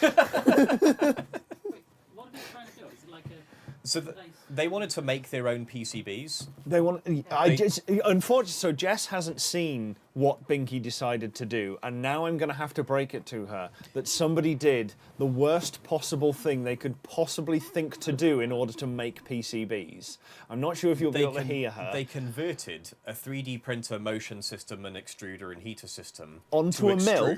Yeah, onto a mill, because that's the only way to get the precision they needed. Oh no, sorry, they didn't do the 3D printer. They used the mill axis. They CNC built up a manual mill to do CNC, then replaced the head with an extruder from a 3D printer that was set up to drop solder melted from a vat and then run it and build the traces. Not what now? So the why is because if the PCB needed changing, they would have to wait days for a new one to arrive from the manufacturer. And they spent 18 months building and refining this machine. And but you can buy CNC machines intended for PCBs. There's some nice ones in Germany. Correct. But beyond that, they did say that they didn't know what they were doing with building printed circuits. That's fair clear, enough. Like, obviously, no problem. I don't want to learn CAD is legitimate. It's dumb, they didn't know anything about CAD, which, okay, fine. I can get on board with that as well. But they had already spoken to people as well that they got involved in helping them build this, who surely at some point must have just gone, guys, there's an easier way. And in the latest episode, they used the mill with a sharp point end mill to mill out a copper sandwich PCB board, which is it's like if you've got the mill and you're going to do it that way, just use copper sandwich board. Nice and simple. And yeah, as Greg is screaming into the comments, it's a Sharpie and a copper-clad board because you can just paint it out and then dissolve it away. Or you could get a fibre laser and do it that way. Yeah. Like, there are so many options, and I've said it before, and I can't imagine. It's an impressive piece of engineering, especially the fact they did eventually get it working. The biggest problem that they had, and was screwing them over, was the power feed into the building. They're at the end of a big, long chain. They had the whole system working for some time. Yeah, their mains voltage was too variable. Yeah, their mains voltage was all over. With the temperature control of the extruder, which caused extrusion problems, and it took them absolutely ages to discover I think they reckoned it took them something like 4 months to diagnose the power problems because they thought it was in their machine. So they were building and stripping and replacing all of this stuff. And then one day they noticed the farm that they rent it from, he turned the pressure washer on further down the chain that they're off, and it broke, and they're like... They noticed. No! And yeah, once they fixed that, worked like that almost every single time. This is the definition of yak shaving. Yeah, really no, 100%. And the episode very much goes down that, like, we did a thing, and it got worse, and it got worse, and it got worse, and it got worse. I mean, I think at every point, Bad Obsession Motorsport, Wayne. Yeah, it's... Don't get me wrong, it's an amazing car. It's an incredible, wonderful project. It's an incredible project, and I wish I had their skills and attention to detail in fabricating and everything else. Yeah. It is phenomenal. It is a beautifully built thing. However, you've never seen somebody get sucked down a rabbit hole like they did with the 3D printing solder mill. And I think by their own admission, they were just like, it got away from us, it got way out of hand. And by that point, it was a sunk cost, and we just kept going through. Oh, no, sorry, you're not working in a month. You're not Wayne. You're Tea and Biscuits. Okay, you're not... I thought you said he was Wayne. So I saw... Is someone else Wayne? No, Tea and Biscuits. I keep expecting that you're going to come up as T and B, which is what you are on all of the comments. Sorry, you are not Wayne. I apologise profusely. But yes. Sorry, that was my fault, I think, because I think I started I introduced... I said, that's Wayne. Right, okay. And, yeah, I didn't... Oh, so, right, okay, because I saw in chat, was it John? I saw someone say, hello, Wayne, T and B, so I assumed that they knew each other. And, so there is another channel. Whatever. So Wayne is T and Bizkits, which is B-I-Z-Z. Right, okay. And, yes, that's... This is like me knowing two people both called Ronald Reagan on the internet and being very confused when the one who I knew was not into cars appeared in our chat. Sorry, no, when I... Whatever, anyway. Yeah. Same names. Very odd. That's... Sorry, I got absolutely single-mind tracked that you were somebody completely different. But yes, I've I've been slowly catching up on your videos. I decided the sensible thing to do was to start at the beginning of the channel and then run through, which I've done with a couple of them, and got massively sidetracked partway down. Right, question for as Greg says, Greg, White Knight, and I all used to work together on video projects, and unfortunately, Adrian, White Knight, and myself, Adrian, were both cameramen who would simultaneously run 2 cameras, and Greg was sat behind the vision mixing desk, and he would simply tell Adrian to do something, and it would not work. So yeah, that absolutely didn't help. This is why handles in the video game world are awesome. Yes, because all of a sudden you're not 2 Adrians, you're Fat Ass and White Knight. Yes, and everything is it so works, much easier. because the other problem was our entire production team there consisted of Adrian, Steve, and Greg. Who are the Steves? So Shed, was Lampy Shed, Steve? Lampy, Heartland. Yes. Heartland's on production. Well, he was based in production, so he ended up roped in to doing stuff, because he ran, when we had, I forgot the name of it. What was the video production that we had iLive on, and all of the other stuff? I think it was pre-you. Yeah. Oh no, I was in the scene. Post you, post Jess being in Insomnia stuff. This is this Insomnia, for what it's worth. But yeah, what was the platform called that all the video went out on? Oh, File Play. Well, yes, it was File Play, but it was Video Play. That was it, yeah. Because there was Food Play as well for ordering food. Yeah, Food Play was brilliant. But yeah, there was that one in particular, and he managed that. Managed, perhaps a strong word at times. He made it work and beat it into submission. I remember the video crew before all of that. I was hoping to go to Malvern, John. Unfortunately, that is one of 3 different things on that weekend. There's a local car show that I was planning on going to in Pangbourne. We were going to take something, which admittedly was probably unlikely to get to. But also, before I knew about that car show, I committed to go and helping Laurie from Laurie's Mechanical Marvels rebuild one of his full-size locomotives, and that is in Norwich, or just near Norwich, which is quite the opposite direction. So yeah, I'm not sure, because that is only the 31st. If Malvern is a 2-dayer, I'm hoping to try and get there on the 2nd day, but I can't actually remember.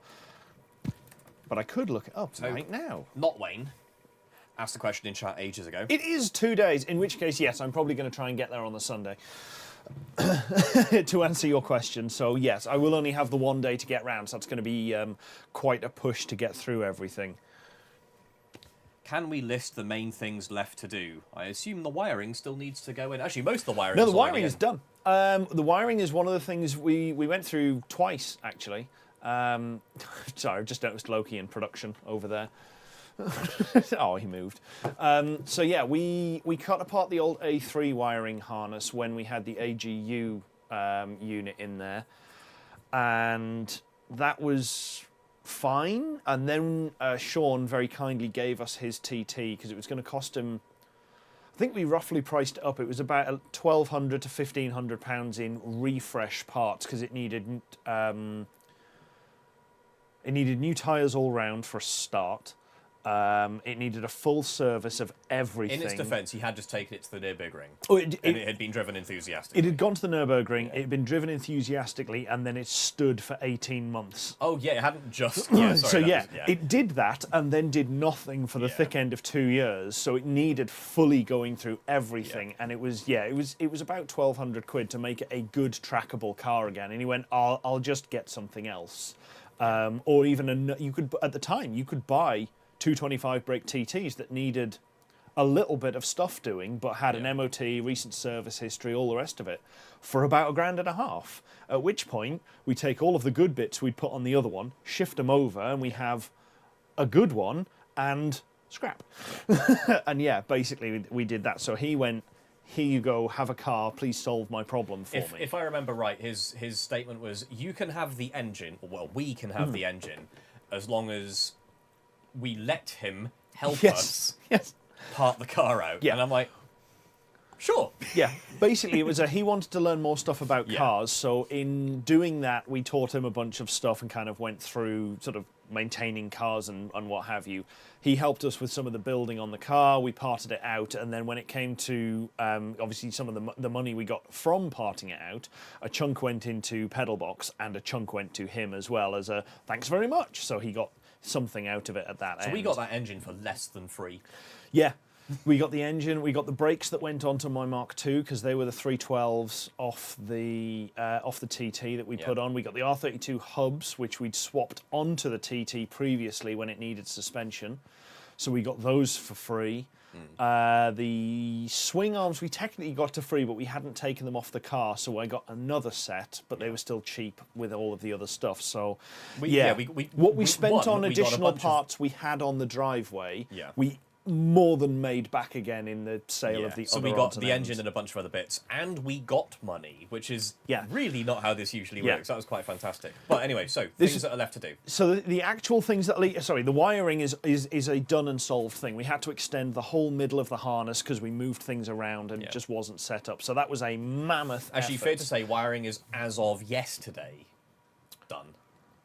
Yes, Pending I suppose, plugging a few because things one of the things that's going in what should be We've made some episode new battery cables, 177 is the actual battery interconnects to connect everything up.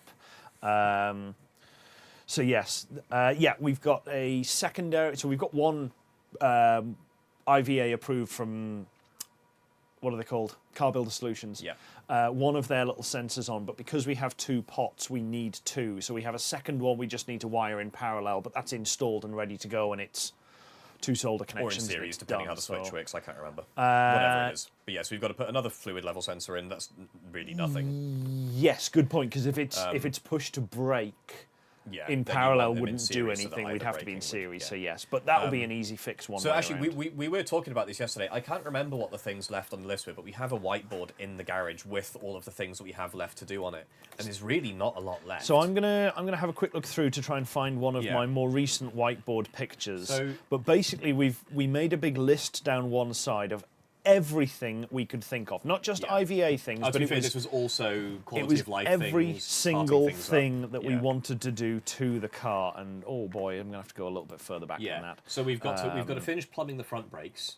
We've recently ordered some custom-made we changed hoses for that. So we've got to move some bits and pieces around for that. So front brakes have got to go in. We settled on. We were trying to reuse some parts that we had that we actually got with the GTO from White Knight when I got that off him. We've got to tension the handbrake. Well, no, hang on. We were going to use those parts, and they would have worked perfectly if we could find a female bulkhead brake fitting, which was male on one side and female on the other side, or female on both sides, and they just don't exist. They're male to male. And we were umming and ahhing about things to do, and we went, do you know what? Screw it. We'll just order new cables. And we got new cables. Sorry, new hoses. So yeah, did we ever wire the fuel pump? The wiring for the fuel pump is connected to the harness, but not currently attached to the fuel pump because at some point we were going to have to take it out to change something. And did we actually run cables to, not necessarily plugged into, but we actually got power all the way up to ring terminals are on. They're just floating down in the front. Wow, apparently it's been a long time since I actually took a picture of the list. TM. So front brakes, we've got to plumb. We've got to tension the handbrake. Cables on both sides. We've got We only need to tension them because we took them off so we could do the shroud. So they are done. We have tested them briefly. We have tensioned them previously and we untensioned them. We've got to plumb the heater. We have blanket off. We have a question mark around the heater because it's the way it is at the moment. There are the two takeoffs for the heater that run down two lines, run all the way to the front. Into the heater matrix and obviously back around again in a loop. But that heater matrix has a valve in, and that's what controls hot versus cold. You just turn the water off. It can't get through. It blows cold. This is fine. Unfortunately, that doesn't work for us necessarily because the cooling system on the 20 VT it's wants a pass-through, constantly flowing. So the heater and air conditioning system in that car would always keep the heater core warm and would blend it. It either used bypass air, cold air, or hot air, or blended the two together. So it'd just be instant on demand. You've got hot air, perfect. And in fairness, braking, that is no big deal. Like, oh no, we don't have air blend. Who cares? However, I can't remember where you heard this from, but I do remember you mentioned Matt. a while. Oh, it was from Matt. Okay. Unfortunately, from an authority. Yeah. So, Aid's got a friend who does loads and loads of like 20VT tuning and custom building and stuff. And yeah, according to him, the cooling system wants to constantly be circulating through the heater. It wants to. I'm not sure what other part of it in the engine don't needs have that, but picture. there's some part of the engine that really cares. Yeah, so it's got to run through everything. So we can't just shut that flow off. It needs the flow for the whole water loop to work. So for the IVA, we can just bypass those two, jump them together, and it's fine. Yeah. And we deal with that another day. Yeah. So we're going to have, but sooner or later we're going to have to convert it so that we send water forward to both the radiator and heater, and obviously, the flow will go through both of them, then merge back through to come back to the engine, or something vaguely like that. Yeah, whatever that looks like. Trying to put something up front because obviously the engine is up, and then everything goes down through along the floor, then goes up on one hose into the radiator, sort of around the scoop, in through the radiator, back down and across. So we can easily tee off them, but getting the water to go up is a little bit more of a challenge, so we need something in line as a pickup to help it flow through. Hopefully we'll have a bit of a Venturi effect on the way out, pulling it through as well. I maintain if we just put a slight flow restriction somewhere, it'll do the same job. Yeah. But and however we end up doing it, we've got to pump water up. And a bleed valve at the top, just to make sure we can get everything through. So that should functionally finish off the heater matrix. We've got to put the seat belts in, which we have, thanks to Colin down at Ignition Motorsports. He gave me some 5-pointers? 6 pointers. 6. Oh. So some 6 pointers, which we've had to try and remove the lower two belts from, which has worked, but that's a minor question I have for the IVA, because at the moment our buckle free floats. It clips onto the two over the top and the two from the side. When it's all connected, it functions exactly the same as it would do as if it had the leg strap coming through, but we have nowhere we can physically mount a pair of lower straps to in the car without it just being the wooden floor, and that's not going to cut it. That would definitely fail us. So that's not going to work. So the seat belts, but they're mostly solved. Mounts are in. They just need to be physically put in. And the only reason they're not is because deteriation in the elements and UV and whatnot. So that's not too much of a problem. We've got to replace the front splitter. Yep. Front splitter is, again, semi-solved. We just need to spend £700 on the kit. Yeah, we've decided we're not going to bother with wood again. We've now lost 2 splitters on that carb. Like, Well, technically, because that's what Greg said, one of the low points, building a splitter for the third time. But actually, we only ever built 2 splitters. The first splitter never went on. I had it cut sort of roughly to size to make a splitter out of, and it warped before we even put it on the car in the shed, and the rest of the floor warped, so we just threw the whole lot away. The phenolic ply that's on the rest of the floor is mostly okay, because it's at least inside the car. It's mostly protected from the elements. Like, it gets a little bit damp, it gets a bit of rain and everything, and obviously it's outdoors, so it's in damp night here. Yeah. But it's not being like it's not having water like blown into it and resting on it like the splitter was, where it pokes out the front of the car. Yeah. In fairness with sorry, one sec. Especially with at the front of the car, when we pull the tarpaulin over the car at night, the tarpaulin is sometimes over the splitter. So it drains down onto it. And in fairness, where that splitter was, where that rubber trim was, we didn't glue the trim on. We could have epoxied it in place around the edge, so it would have sealed, so it wouldn't have collected any water. It wouldn't have held it at what turned out to be an open grain because it hadn't quite sealed with varnish properly. Yeah. All of these things. That corner of the splitter was very badly treated. Yeah. I'm still surprised it failed in the way that it did, as quickly as it did. Yeah. Because even from that, I wouldn't have expected it to just peel apart and delaminate like it did. That was unreal. So we've decided we're not going to run the risk of wood again. We're bored of that now. We're just going to get some carbon honeycomb. We're going to get pre-made by Easy Composites. Yeah, we're going to buy the Easy Composites set. I do need to send an email to somebody who has a contact there to say, would you have any interest? Yes, I know we're very small and our view numbers on the videos are not particularly high, but is there anything you could do? If nothing else, would you like to help promote us? Yeah. That would be lovely. Here is a thick wad of money. If nothing else, could we please have a voucher? Yes. Something toward it. Whatever. Much.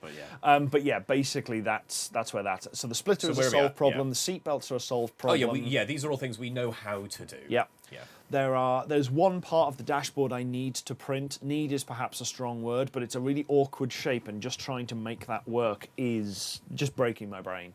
And I've had other things to do to print, so I haven't thought about it in a long time. We don't strictly have to do this next part, but we really ought to. We've got to finish off smoothing in the bodywork around the windscreen. Yep. That's going to be a little bit of a faff. Yeah, that's and on the inside of those A-pillars at the moment, we've got to pad inside the A-pillars. Yeah, we've got to pad them because there are some joins on some welds. I don't really want to grind it out with the dash in and the windscreen and everything else, and it would look nicer having a finished edge, so I'm just using some EVA foam, like floor matting stuff, and padding that up in there. Same across the roof, which would be nice at that point to put a little dome light in, even if it's just a strip of LEDs that we run down into a spare fuse. That will be ideal, just so you can illuminate stuff, because inevitably we'll be sat in it trying to fix something, and lighting would be nice. And this is the big one that we still have to do, the really, really big one. ECU. We simply have to put a new ECU in and test everything. Yeah, a lot of that is just being brave enough to plug the ECU in and assume it's not going to explode. Yeah. I have sourced an ECU.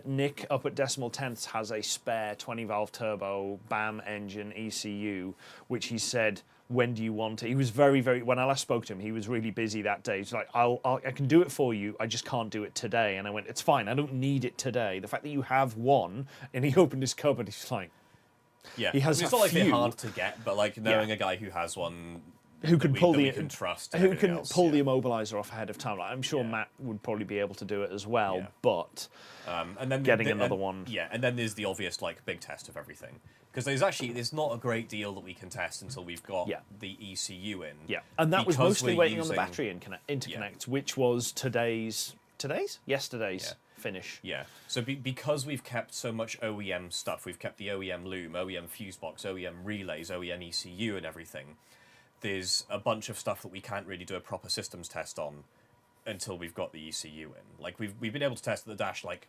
powers up, but we can't test that any of the gauges really work and a bunch of stuff like that. So there's a lot of, like, integration tests that we have to do once the... plugging in the dashboard, it was really angry. Oh, the dashboard was properly pissed. We powered it up, and it was like...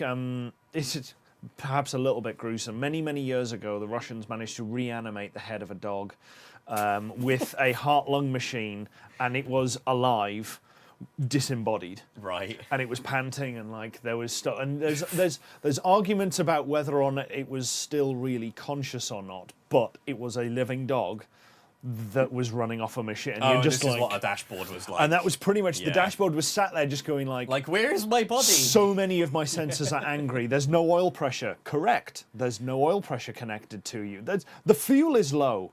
Well, there's no fuel tank, so yeah, you're right. Like, spot on. I can't argue it had with a fuel tank. It just wasn't connected. There was no fuel in it, though. Yeah, like, it was spot on. In all of its assessments, it was 100% correct. Yeah, and like there just was no ECU for it to talk to. So the dashboard, like, it's a relatively modern car, so it has a data line out to the ECU that it reads stuff off, and just none of this was there. It was so unhappy. I'll be honest, I'm kind of surprised it booted up at all. Yeah. Yeah, I wondered whether or not we were going to have the ECU just to get it to display anything. But it woke up, it did the things, and it complained I guess bitterly. as modern as it is, like, it has a data link. It's not so modern that everything is coming in over it. Like, it does still have dedicated wires for a huge amount of stuff in the dash. So, like, the bundles that run into it are massive. Team B's just said about the ground strap onto the tank. That is a very good question. I can't remember. I can't remember if the ground strap is on the list. It is technically bolted directly to a metal mount, so it is, however, painted. The tank. Well, by now probably isn't anymore in places, at least. As it happens, the M10 nuts that are the M10 threads, which are 15mm bolts, are flanged, and they have cut through part of the paint. So the stud goes into the chassis. It's welded in. Yep.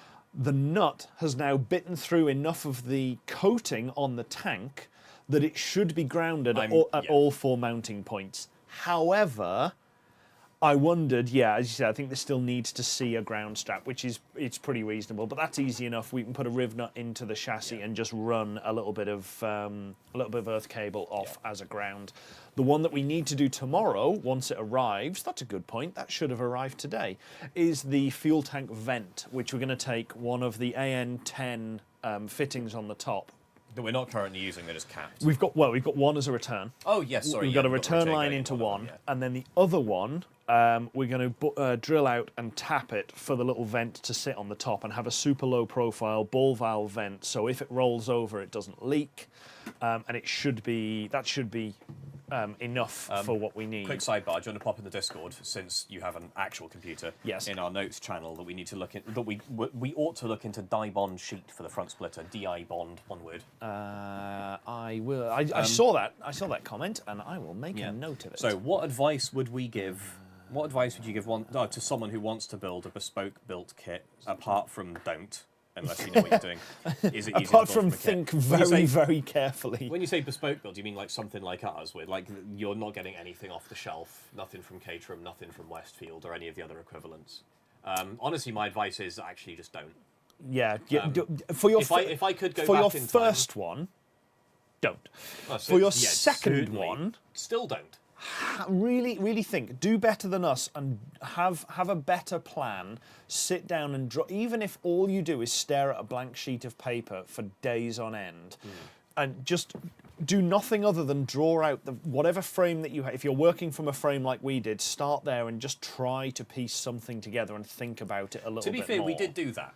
Or we thought we thought about it lots, right? We thought we thought about it a lot. The big one is, however much you think you need to think about it more. Yeah.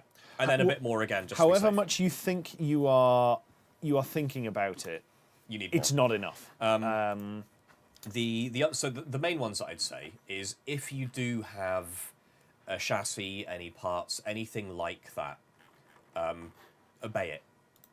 So we started with like a low costy type chassis, a Haynes Roadster chassis basically, and we disobeyed it in many ways. Obviously, it's meant to be front engine, we made it rear engine. It's meant to be a 4-link rear suspension. We made it independent. All these various different things. So yeah, if you do get anything off the shelf, don't mess with it. And then this is a matter of taste. This is one that Adrian and I do disagree on. We're not exactly each other's throats over it, but we do nonetheless disagree. I would say don't try to use too much OEM stuff. I would lean very strongly towards use. I call them unopinionated, and I don't mean this to say that's better. I just mean it as a statement of fact. Use unopinionated like parts, switches, gauges, etc. Because you don't have to then like faff with OEM connectors and integration with OEM systems and everything. In our case, it made a degree of sense because we were using an OEM ECU, so many OEM which things, not obviously everything else naturally dangled off of. And we had huge numbers of OEM connectors we pulled from other things because we can parted out splice so in. many cars. So, yeah. But for like most people in most situations, you kind of have the option of like, I can buy an entire dashboard out of some car off of eBay that's been parted, or I can go to a scrapyard and get something. And like, sure, I get a bunch of clocks for buttons and I get a bunch of switches for buttons, but then you have to spend a huge amount of time and effort. And like, we're quite lucky, we're relatively technical people. We're not particularly engineers, but like we're fairly engineering brained. We can do CAD, we can do 3D printing. So like we can make adapters and brackets and all of that sort of stuff to make the OEM stuff work. I can look at a load path for something and make an educated guess on what I need. There was a good point that T&B just made, which was, do we need welding samples or certificates or anything? And God, I hope not. And I was thinking like, A, we don't have certificates because we're not trained welders. B, we don't really have anything, but also a lot of the chassis that we got was pre-welded. Yeah. Even though we did a lot of stuff to it, a lot of it was pre-welded before that. But as John and Jason have just said, because it's not production, you don't need to go through that, fortunately. So yeah, we basically went with, because I learned to weld building this, but for most of the important chassis stuff early on, you welded that and you already knew what you were doing, albeit our welder was... We had a pretty crap welder. Yeah, it was fine. It did the job, but ultimately, in retrospect, we should have got something better earlier. Yeah. It was perfectly adequate, and instead of making good-looking welds, Like, we got good penetration. Like, the welds were solid. We made good, we could tell the penetration was good because we could see the colour flow through. The heat scarring was all good through that. Through and everything, so yeah. Because it's all MIG welded. But where we had a large area, we then go over and web in multiple welds over the top in order to create a bigger webbing. Gas MIG, John. Yes, so it is gas MIG rather than gasless. A grinder and paint make me the welder I ain't. Exactly that. We've run with that for an awful lot. Yeah, sorry, just wrapping up the sort of tail end of my advice is, use parts that are meant to be used like on kit cars, where they've got like standard spade connectors on the end, like standard like through hole thread fitment for installation into panels, and don't be afraid of just having a piece of steel with a bunch of switches on it. Yeah. It doesn't look great. Don't get me wrong, it looks like garbage. I do think that what we have, I mean, it has its own kind of warts. Well, no, garbage is the wrong term. Like purposeful and utilitarian. I was going to say it's not garbage. It's as you say, it is just very utilitarian. But yeah, like the thing that we've ended up with, like because we're using a bunch of OEM switches and a bunch of OEM things, there's a kind of like it. In some senses, it does look nicer. There is a trade-off though that like because we've got a little bit of BMW E46 design here and a little bit of like early 2000s VW here, it's a little bit disjointed, and like that is its own kind of looks like garbage. Yeah. So I'm not even sure if I'd say it's better. Allegedly, these parts were left in the letterbox today. These parts? The parts to do the fuel tank vent. Oh, interesting. Yeah. I did not see them, considering I was outside. I didn't even see them arrive anywhere. But yes, as you say, you do have to say who built the car. The fact that somebody else welded up some of it, we've poured over those welds, cleaned them up and done so much to them. I'm confident enough in them. And if you were going by number of welds in the structural parts of the chassis, the overwhelming majority of it now, yeah. We are so far deep down into that. But yeah, we basically went through anything that looked iffy, we ground out and redid, but there wasn't really much to it. There was only a couple of bits where we took things out where there was a piece of square tube that had rounded, and we took that out and replaced it with proper looking square tube. When we did other bits, we did a bunch of stuff to the floor and took that out. Oh yeah, we have tidied up the original chassis. There's so much. Plus, we did all of the roll hoop and everything else. But I'm going to have to leave it with you for a second. Okay, cool. You're going to find... Leave that unlocked, and I'll see if I can... It's a few too many things for you to juggle all at once. There's a particular picture that I need to... I'm going to run out this way and have a look to see if I can find that, Pat. And pop in the Discord, because I actually took... So when we initially took delivery of the chassis, I took a photo of it, and I've gone back over it on my phone and like drawn over all the various different bits. And I think we kind of bring this picture up like once on basically every stream. And I kind of marked on it which bits of metal we've kept and which ones we've got rid of, and my phone keeps reorganizing how it manages my photos, and I keep having a hard time finding anything. So somewhere in here, I'm just going to get it onto Aid's laptop, and then we can get it on the screen. We've got this photo, and it marked all in red and green. What bits of the chassis are still there, and which ones we've got rid of and changed. So I have found the image. Sorry, this is going to get really, really boring for a second while I struggle through my phone. Discord, share to... I'm just going to pop it in PedalBox General. It's just easier. Anyone who's in Discord, you can see that picture already. But while I steal the throne at the end of the table here, can we get that up on the stream on the screen? I can move it across. It did actually arrive today. And I remember good timing. I literally just got the picture up.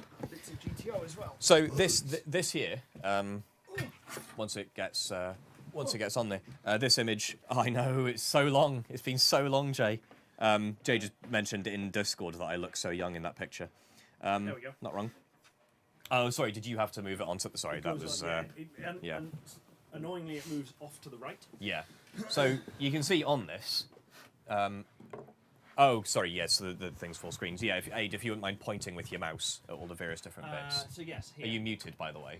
Oh, yes, I figured... I muted you on the desk. We're pretty sure it started off as a Haynes Roadster. We're not 100%, but like we've read the book and everything we've got looks so about right for that. The basis that we think, based on looking through the plans for like the 442, not McKinley, the McCulty, I think it's the McCulty 442, and those modified ones, and the Haynes Roadster, based on some small bits of geometry and like plating and things like that here and there, we're reasonably certain it is actually built from Yon Book by Ron Champion, which John actually interviewed. Oh, cool. Certainly it was an interview with him on 7 Spot. I'm not sure if it was John actually that did it, but yeah. So yeah, that picture, the green bits are either still on there as they were, or we've replaced them equivalent. So there's a couple of crossbars and stuff that had swollen. If you want to put it up full screen, I've got my mouse pointer back. Oh, cool, yeah. So yes, there's a couple of there small are one or two changes errors to that. in it, but yeah, it's mostly right. But yeah, this cross member from this point through here, I'm reasonably certain it is still there. Yeah. But we changed it when we took the floor out and the transmission tunnel out. Like almost entirely, like it's basically accurate, 95%. So you can see how much of it we've got rid of. That bit. No, that all went. Nope, that round tube down there, that's still in. 100%. Okay. That is one of the... Yeah, that was the bit that I remembered. That tube right down there is definitely still in the car. However, that is still not much. Yeah, the point remains. And the other one is as well, even if any of the welds in that, in like that sort of centre section of the chassis of what we started with, even if any of the stuff in that is bad, we've built like a full cage around it. Yeah, so much extra stuff. And I'm mostly happy to say, like, when we pick up any corner of the car, like we can take, obviously the car's sat on the ground, right? We can pick up any corner of it. You pick up the one, whole thing comes up. There's absolutely no twist in the body that we can see. I mean, obviously there will be some, right? If you pick up one, you get at least 2 and sometimes 3, depending on exactly which point you pick it up by. Obviously, we haven't found a way to break the laws of physics. The thing does have some twist in it. James hitting the nail on the head there. But it is very, very, very, very stiff. If maybe would have been quicker, like in, I'm not sure actually. So the fact that we started with the chassis and we chopped the back off and put an engine on it, and then we added a bunch of extra bits that we dangled suspension off of.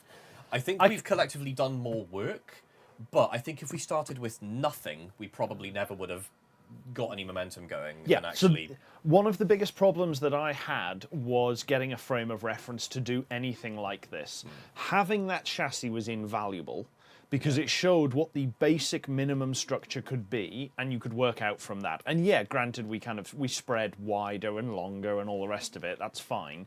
But having that frame of reference for, here is a cockpit that you are sitting in, this is how much space you have, was hugely invaluable. I think even based off what we did to the back, because we added about 2 feet of box section coming out here for the engine to hang on. Yeah. And we made it as long as we needed it to be, and then we put the engine on so that it didn't overhang the back.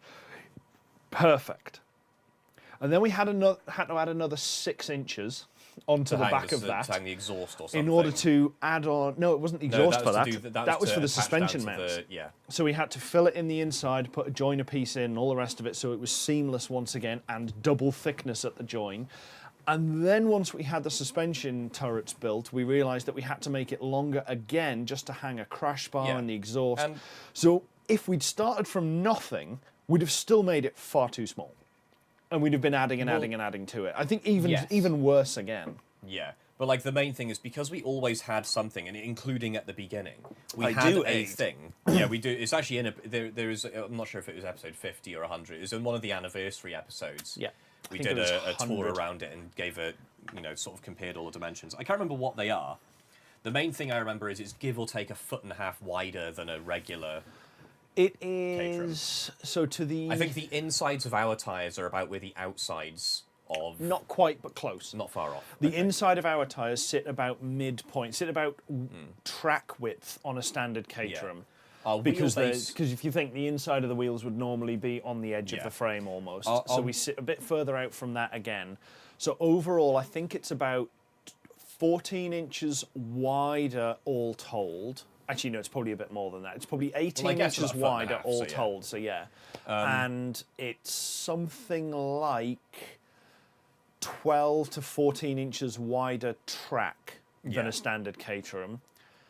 Standard Caterham is, from memory, about 75-inch wheelbase, and we're about 95. Yeah, we're quite a bit longer on wheelbase. And a standard actually might be 93. And I think our overhangs are relatively similar in total. Yeah, I think our front overhang's a bit shorter and our rear overhang's a bit longer. The A3 and the TT are 98 or 99-inch wheelbase, because I remember your SD1 was something like 101, my A6 at the time was like 106, and the Thunderbird was about 112. Which is a big part of why it's going to weigh like 800, 900 Okay, on kilos. you want that in not freedom units. Okay, fair enough. So it is 45 centimetres wider all told. It's about 30 centimetres extra track. It's got the better part of 40 to 50 centimetres of extra wheelbase. Yeah. Have you both sat in it and made like broom broom noises? Yes. that was what we did once we got the seats in when we were taking it to the show. We were like, oh my god, it's basically a car. Now that I'm not quite so on the spot, I'm going to put this in the right part of the Discord. But I do have a photo somewhere that I took with my phone like under my chin, holding it like that on a timer with my hands out in front of me on the steering wheel. Nice. While I was sat down inside it a good while ago. Before I think this is before we put any sheet metal on. Yes, when we had just the frame. Yeah. So one of the other questions Team B had was, are we keeping a running cost? Sort of. I have a rough idea. I have all of the the things that I have all the invoices for paint and most of the ones for metal and parts and things like that we've ordered, and that's why when we came to do the Bad Influence series, which is why I ended up with the GTO, because whoops. The goal for that was to find other project cars which you could buy. Let's say you don't have a driveway. Let's say you don't have 7 years to build a car. I got it. Yeah, cool. Let's say you don't have 7 years to build a car. There you go. I don't think I made brum brum noises, to be honest. But I definitely had a moment. But you can at least see how long ago we had all the wiring in. Yeah. It was a long time ago. We did that. We made sure we did that before we got the bodywork on, because that was going to be a nightmare. But yes. So, what was I saying? That's why I was going to grab the picture, so I didn't interrupt. Running costs. Yeah. Sorry. Build costs. Running total. Yeah. So that was why we set the limit. I say rough limit, for the Bad Influence series at about £5,000. It's a good number. You can get a lot of things. There's a lot of options in that area. And if we'd had to buy the TT as a donor car in order to get things, and then buy various other bits and pieces, my rough estimate, admittedly, 18 months ago, was about 5,000 to the end. But that's doing all of our own paint. Eventually, I would like to get it nicely painted and have the body nicely finished. Hopefully I can get that done at some point, but that will be an enormous amount of bodywork that needs doing, and not by me, because I'm terrible. I have terrible news. Yeah. That was October 2020. Yeah, that makes sense. In fairness, I could have probably just about pinned that down to then, because it was middle of 2020 when I built the space frame for the bodywork. So yeah. Yeah, that tracks. Damn. Coming up on 5 years ago. Ooh, I'll tell you what that means. Yeah. That would be the original windscreen. Yep. That's the original windscreen that you threw fell on the out floor of the car when it was on the spit roast. Yes. Yeah. Yeah. We had it on the spit, and everything got taken off so we could turn it over, and the windscreen was in, and you rolled it. And in fairness, the windscreen was already broken. This was not the windscreen we were going to be using at the end. But Speaking of the spit, I've just popped another photo in stream chat. But it was very, very broken by that point. There we go. So that was we homemade a spit out of. I can't remember where I got that material. I think I bought all of the steel to make that cheap. on Facebook for like 40 quid or something, other than some of the tubing that I happen to have. And then bought the casters for it. But otherwise, yeah, it worked really, really well. I'm not sure I would fully trust putting something like the Golf on it. Yeah. Certainly not with the engine in. It needs a little bit more stability at the end, which is just something else to bolt on. It was quite happy moving the car fore and aft. Like it would parallelogram, but that's down to sort of bad workmanship on my part, designing it and then going, I'm sure it'll be fine for this. But yeah, I think the total build cost would be about £5,000. I don't think I have 5 in it because, as I say, we bought the A3. We've parted out so much stuff. Yeah, we bought the A3 for £365 and got more than that out of it in parts before we swapped the engine and sold the engine after that. So we made money on that. We got the TT, made money on that, and split it with, and even still with splitting it with Sean, made money on that and got more stuff. So there's at least £1,000 in TT donor parts, because we could have not used any of the AGU, the A3 stuff, and just used the TT. There's at least 1,000 in there. The PedalBox was 300 quid. Yeah, the PedalBox and fuel cell were both about £300. No, fuel cell was 200 and something. 150. Really, that cheap? Yeah, the seats were another 100 and something a piece. So there's easily £1,000 in big ticket items to buy, including the PedalBox, the fuel tank, the seats, a windscreen. Yeah. And then it's just odds and ends that you get into. Sort of the headlights were about £40 a piece. The tail lights, I think, were about 40 quid. It's mostly like marketplace finds and stuff. Like a huge amount of this car has been driven by like what did we find on it? Been scrolling through eBay, seeing what headlights are cheap, and they go, "Oh, those are a bargain. I recommend them fit those." Well, and what can we fit into some bodywork without too much work? Yeah. What is also available cheap, etc., etc. We've got a good scrapyard down here called A1 that we went and raided quite a lot of stuff. And then it's steel. Steel is there's quite a lot of steel in it. I reckon there's probably £1,000 worth of steel in when you include the roll hoop, because that's like 44.5 mil. Not a serious metal. It's not DOM, but that type of stuff isn't cheap. Yeah. And the amount of stuff we've bought and then cut out, it might not be 1,000. I think the one of my favourite summing ups, and I'm a little bit biased because it's my summing up. When we were interviewed by the Autopian a while ago for an article they wrote on us and this project. One of the remarks I put in at the end of it was that, obviously, as an ST1 person myself, of course I know about Charlie Broomfield as a Meteor engine ST1. Yes. And one little sub piece of that story that I remember reading one day is the car is, I can't remember if it's left or, I think it's left-hand drive, but it's left-hand drive because one day Charlie was wandering around a scrapyard looking for parts and he saw a steering rack in some car or other. He said, "That looks like it'll work. I'll just have to flip it the other way up." And on that day, because he saw that steering rack in that scrapyard, it became left-hand drive, and this whole project has been like that. Yeah, it's been a case of what things do we stumble into as a matter of opportunity? I thought I ordered a and then how does that screw us in the long term when we inevitably run into the consequences of our actions? I did, in fact, order a 4-pack, and I have been sent a 2-pack, which I'm hopeful will be enough, but still. This merrily stumbling from one cheap part to another, it's caused us a couple of problems here and there, but for the most part, it's worked pretty well. But it's also mostly why it's been as cheap as it has been. Yeah. If we just went to buy an entire donor car good nick that had good everything we needed, and then tried to do all the integration work to make it work, it would probably cost a lot more than this. It's raining outside. On the other hand, this has taken 7 years, which is the other side of the trade. Yeah, it's raining and the car is uncovered. And it's got bare primer on a bunch of parts of it. And bare filler. Has it got bare filler? Oh, on the roof. On the roof's bare filler. We should probably go put the cover on. Do you want to run out and see if I can manhandle the cover on my own? Even just fold, the bit. So we ran the big sheet of plastic through the inside while we were sanding the roof. Even if you just flip that over the top for the time being, and we can fix the rest later, the rest will be fine. Damn. I was rather hoping the weather would hold until we were done, but yes, as you say.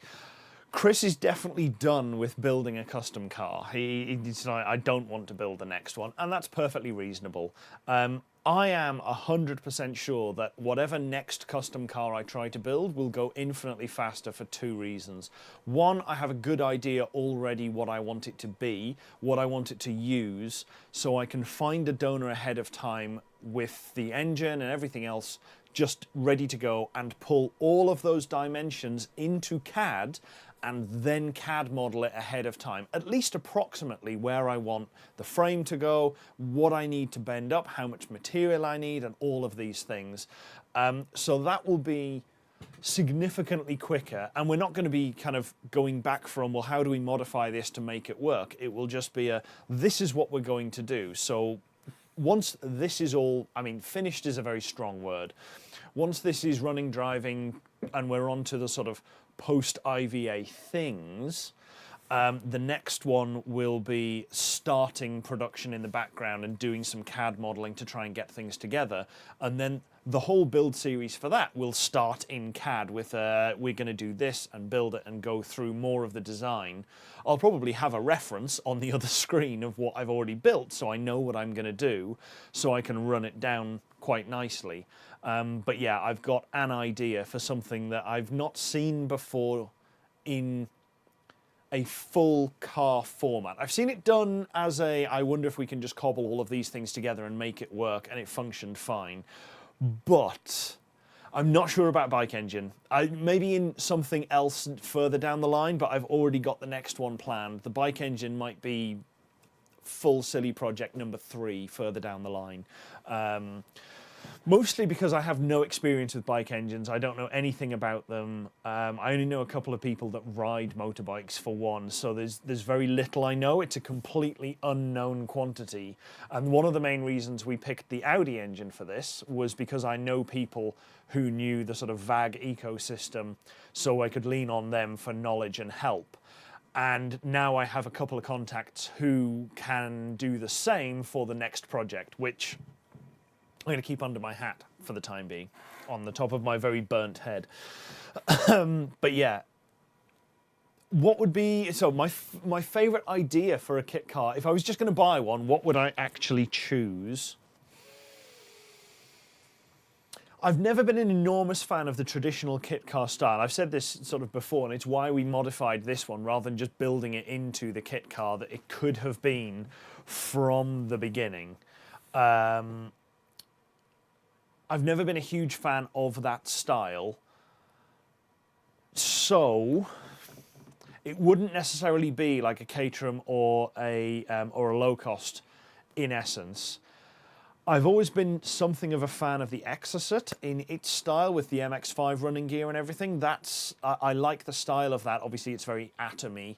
I would say the Atom, if it weren't for the fact that they don't do them as a kit. And subsequently, having gone to Kitfest, I would say the DJC, just because I love the idea of a 3-seater with 600 horsepower and nothing else around you.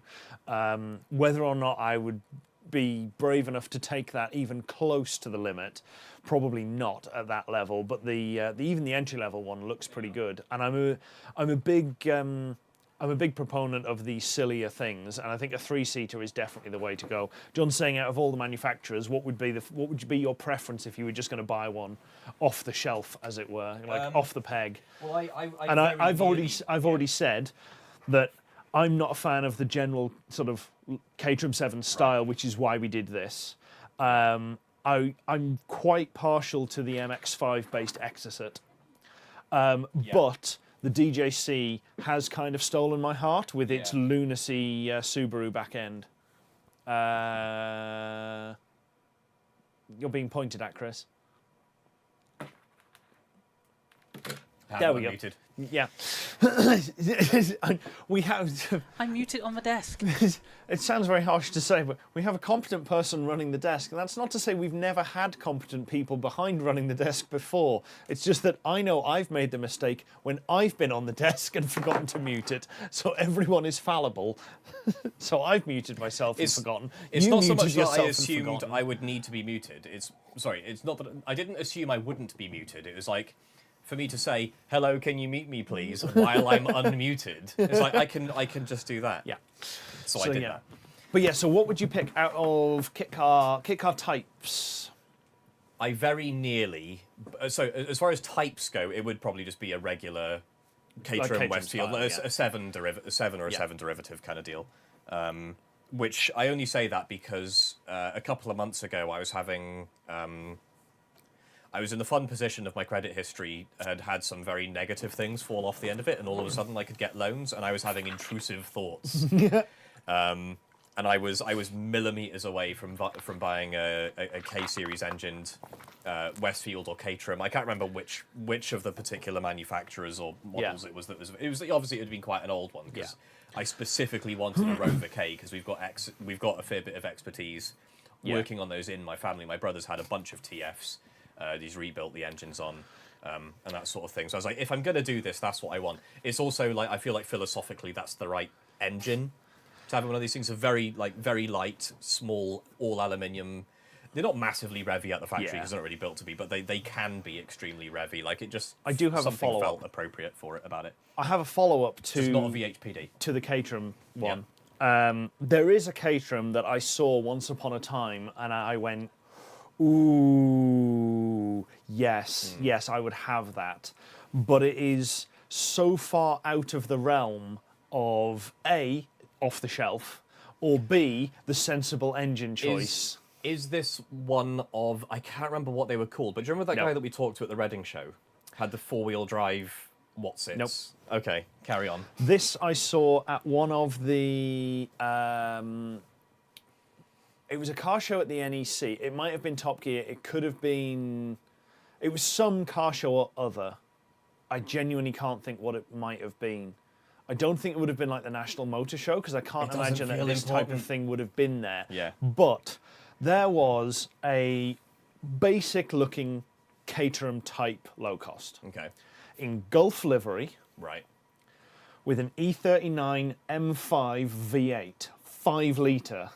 Crikey. Crammed in the middle of it. 4 point something. The 540 is a 4.4, and in the Right. E34 the same thing was a 4 litre. So in 4 litre, the E39 got the 4.4, and then the M5 was 5 litres, 500 horsepower. Christ.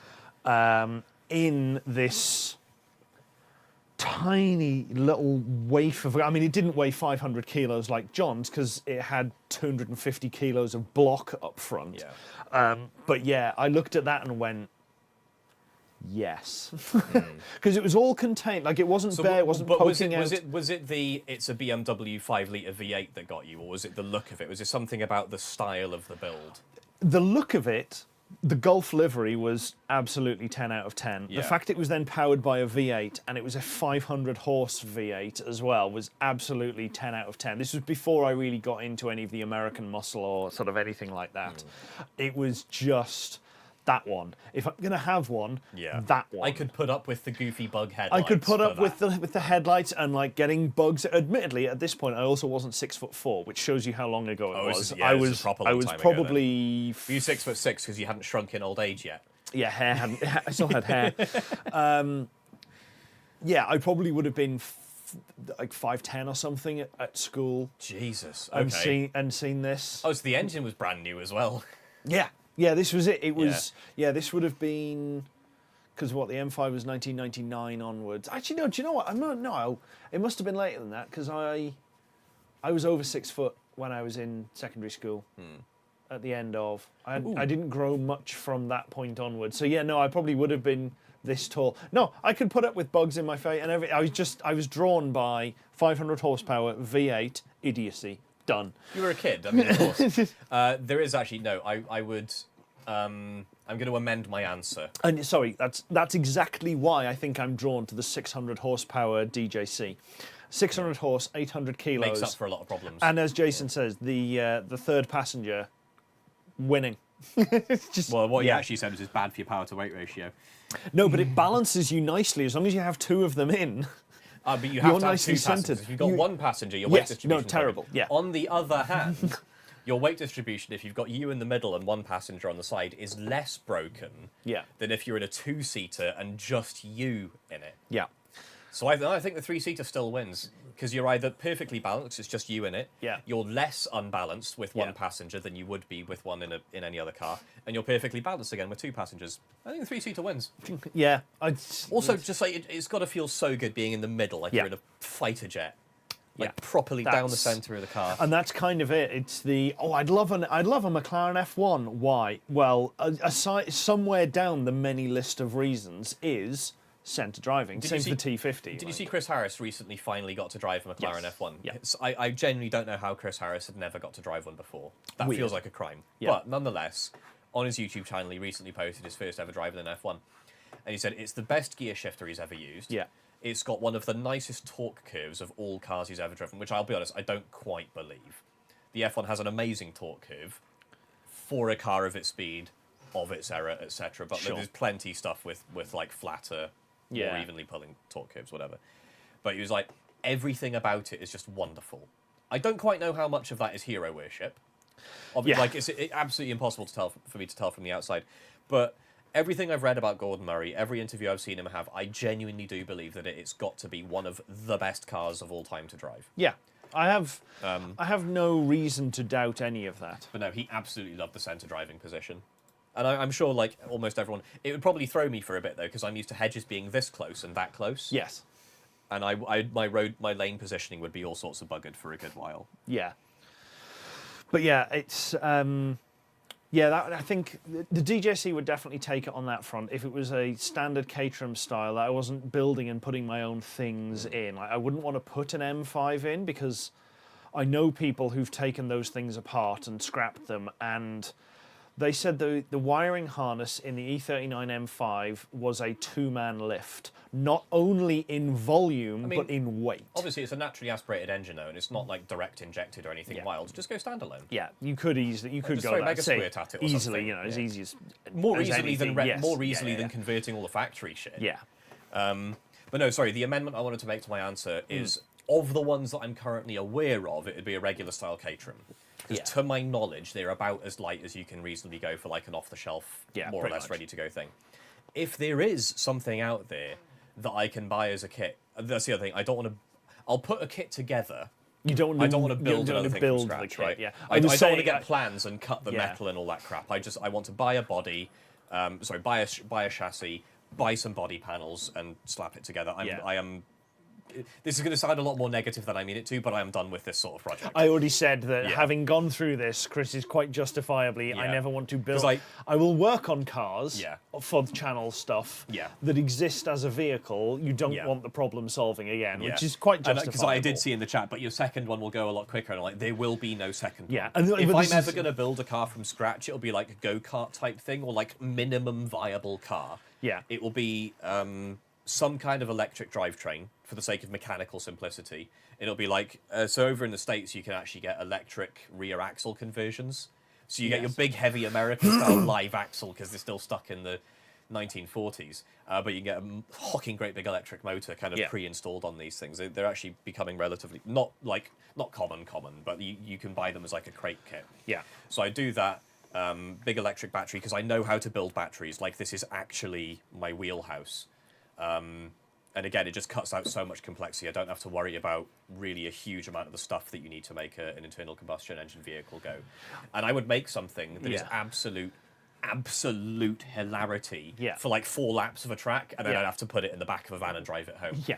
So that's the only thing that I'd build. So as far as kits go, if someone can point me at a kit that weighs like under half a ton, the further under the better. I don't care if it's got 1 seat. I don't care if it's got 100 horsepower. Great British Sports Cars have made an electric 7. Yeah? They launched it last month, I think. GVS Electric 7. The Zero. Yeah. That's... I don't think I'd want an electric 7. I think the electric drivetrain adds too much weight for a 7 to get away with it. If like this is like strictly in my mind, this is for like basically a go-kart. That is unhelpful. Like, what's the least amount of vehicle that I can put plates on and not have a 50-mile-an-hour speed limit? Or whatever the number is for, like, quad cycles or whatever they're called. Yeah, the Zero EV, that's it. So I'm going to have to open it again so I can put it on here so you can have a look. But yeah, strictly the less car, the better, in my book. Motor gears and factory using 300 horsepower, 220 kilovolt at 400 volts. Only 400? The Zero EV starter package is available from £4,600 and then tailors to your needs. So is that like a driveline that you'd put in an existing... Is that the battery and motor system or something? You'd pop it in an existing Caterham? An existing 7. Nope. Oh, okay. That's unhelpful. About the Zero. There we go. Okay, the Zero is... that Zero EV. There it is. So I think they can do you as a driveline, but... So I was thinking, for the £4,500, you're not getting a car. Like, what are you getting for £4,500? So that's the starter package. Until it needs to a full rolling chassis. So I think that is presumably the power system. Yeah. Oh, well, so, okay. That's... Motor, things, Because batteries... I was assuming it would be I wasn't... Sorry, I'm not even getting halfway through a sentence before I start a new one. I did not for a second believe that for £4,500 you'd get a car. I'm surprised you get as much as a chassis. The GBS is 800 kilos and 300 horsepower. Might as well buy a Prius. Yeah. I think by the time you've got... Because I suspect that thing is not optimised for, like, doing 20 miles of sprinting around a track with its hair on fire and then getting loaded onto the trailer, which is where I'd want to be. Because by the time you've got a battery that lets you drive to a track, you've got too much weight in battery. Yeah, I mean, I can't see what it weighs. I'm looking at the size of the battery. It's not small. Like, it is not small. I've built and unbuilt and rebuilt and debugged enough of these things. I know there's a fair bit of energy in that box. Yeah. And yeah, that is a lot more than you need to fling yourself around a track. No, they'll be building this as a usable, drivable... Yeah, which is not what I would want. Dailyable is a strong word, but, you know... If I was buying something as big and heavy as a 7, I'd want that. Yeah. But if I was building something wacky, like the electric thing that I was talking about would be... Yes. Yeah, a Dodgem. Yeah, hot swap batteries that you keep in your trailer. Maybe not hot swap. No. Not while it's on. No, just DC fast charge it. Yeah. I'd build an equivalent battery and a massive DC converter. Like, I've got batteries at home that I can fully charge from flat in 25 minutes. Yeah, I mean, there is... Like, it would take me longer than that to disassemble the thing enough to get a battery in. Yeah, to be fair, by the time you have just an enormous battery in the van anyway, because it's not like you're tracking the van. Well, do it once to say you put the sticker on. Yeah. But yeah. No comment, Greg? No comment. But yeah. For a little bit of background, by the way, for anyone who doesn't know this, I used to work at Neo when their whole thing was swappable batteries. Yes. And I didn't like it then, and I don't like it now. Theirs was largely out of necessity because they couldn't make an entire race. No, so I was on about the road cars. Oh, like, sorry. You have to swap batteries at the race because that's the battery that McLaren made for it. But no, in the road car strategy was they'd have like battery swapping centres. Oh, was it Neo that did that? Yeah. So I've seen. And they did actually build them. They did. No, I've seen them working. Yeah, they work surprisingly well. I do like the solar trailer. They work surprisingly well for what I've seen, like the alignment and the whole system. But it's it unbelievably complicated. Yeah, I didn't realise it was Neo that were doing that for their road cars. I thought it was a bunch of different manufacturers doing it, and Neo was one of. Oh, I'm sure others probably did similar things, but like Neo, I was at Neo, which was one of the swapping companies. I didn't like it then. Yeah. None of our engineers particularly liked it, as far as I remember. No, I bet. No, that's pretty reasonable. Yeah. But yeah. So we should probably get on to the other thing that I teased in the thumbnail for this. Oh yeah, we've kept White Knight waiting quite a while now. Yes, he's still with us. Hey, are you with us? Yeah. Sound off in the chat. The last video that we did on the GTO, which I can actually probably put up on the screen behind me, was taking apart the whole front end of... Well, ideally we were going to do the front end and the back end in one episode to try and see what was going on with the aero. Because the GTO it has active aero. No, it had. It had. It has active aero installed. It has all of the parts for active aero. Yeah. However, it does not, in fact, have the aero is very inactive. any working active aero. Yeah.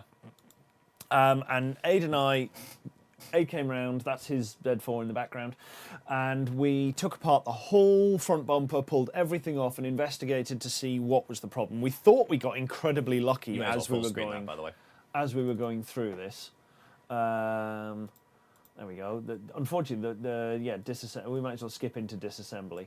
Yeah, you've got to take the headlights out. I'm not sure you do have to take the headlights out. Yeah, no, we don't. You didn't. Yeah, we didn't need to take the headlights out. I found this out after putting them back in today. Yes, the headlights are held in by 4 bolts, but actually the indicators that sit. Did I stop? You have to take the indicators out. Yeah, sorry, not the indicators. The indicators are held in by a a single bolt inboard and then a push-in clip on the outboard. side lights, not indicators.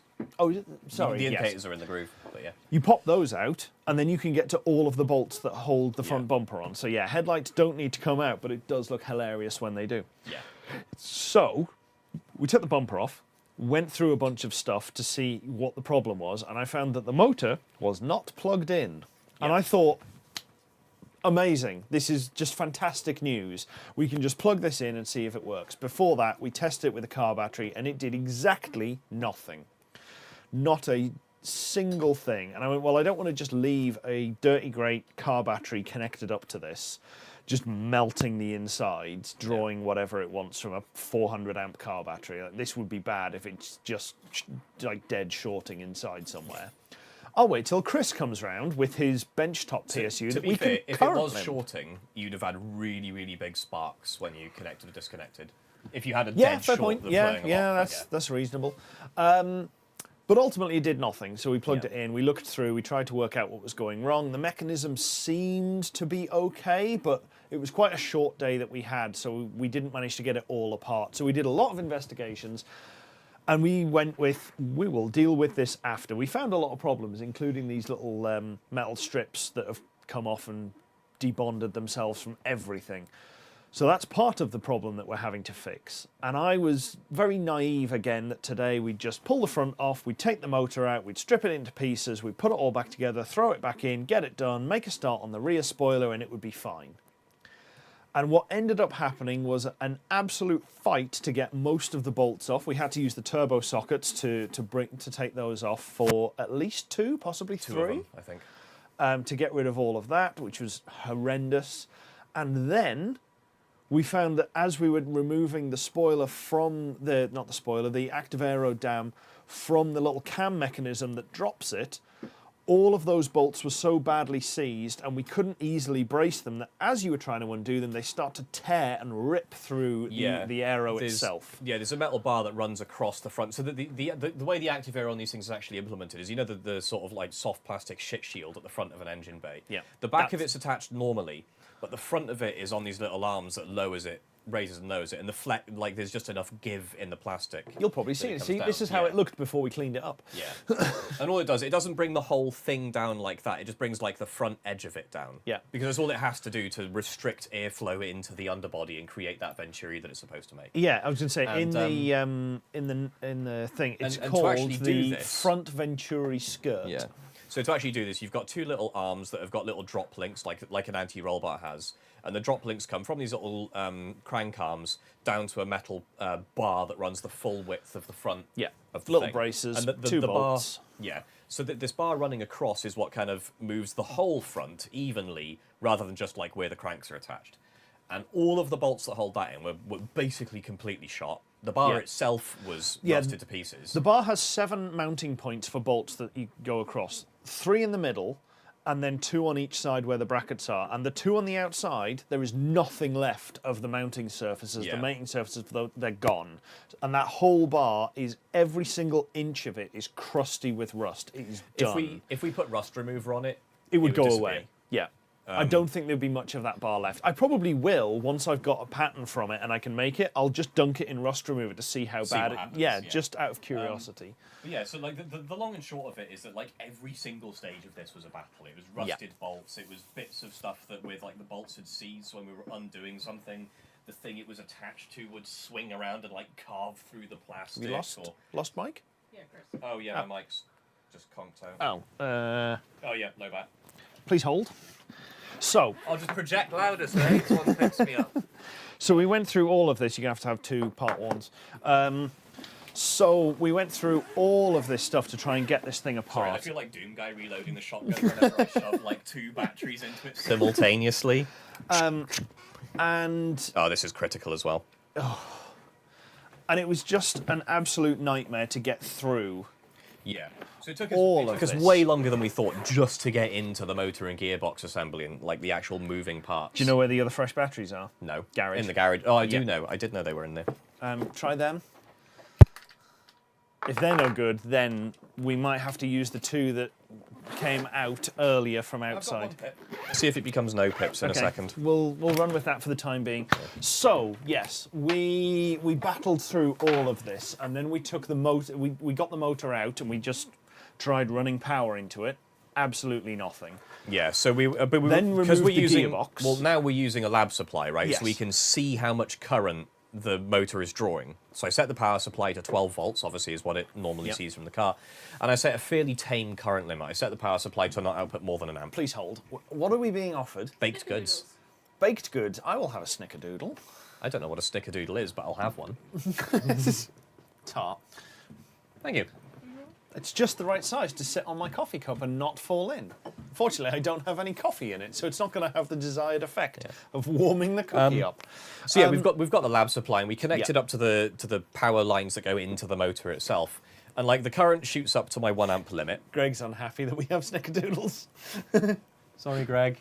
So yeah, the current load on the supply shoots up to 1 amp. It pulls the voltage down to obviously make that 1 amp flow, and the motor doesn't move. So I'm like, okay, we'll try teasing. Wind it up. Yeah, we slowly feed in more and more and more current. We get to like 5 or 6 amps, and we're like, 5 or 6 amps feels like more current than this thing should be drawing. That'd be like 60 watts, and it's not even turning. And it's doing nothing. Yeah, so all of that 60 watts is being turned into heat inside what is not a very big motor casing. So like, okay, we'll back it off. Something seems screwed here. Pulled the gearbox cover off where the limit switches are to see if it was just bound up in there. Testing, nothing. Took all of that out, nothing. So eventually we pulled the whole motor into its component pieces, took the core out, and we took the rotor out and everything. 2 problems. One, the worm gear had a bunch of rust in it, which was probably going to be tying up the shaft going into the motor, which it was. No, you said shaft. And after we took all of that out, we then found not only was there more rust around the winding,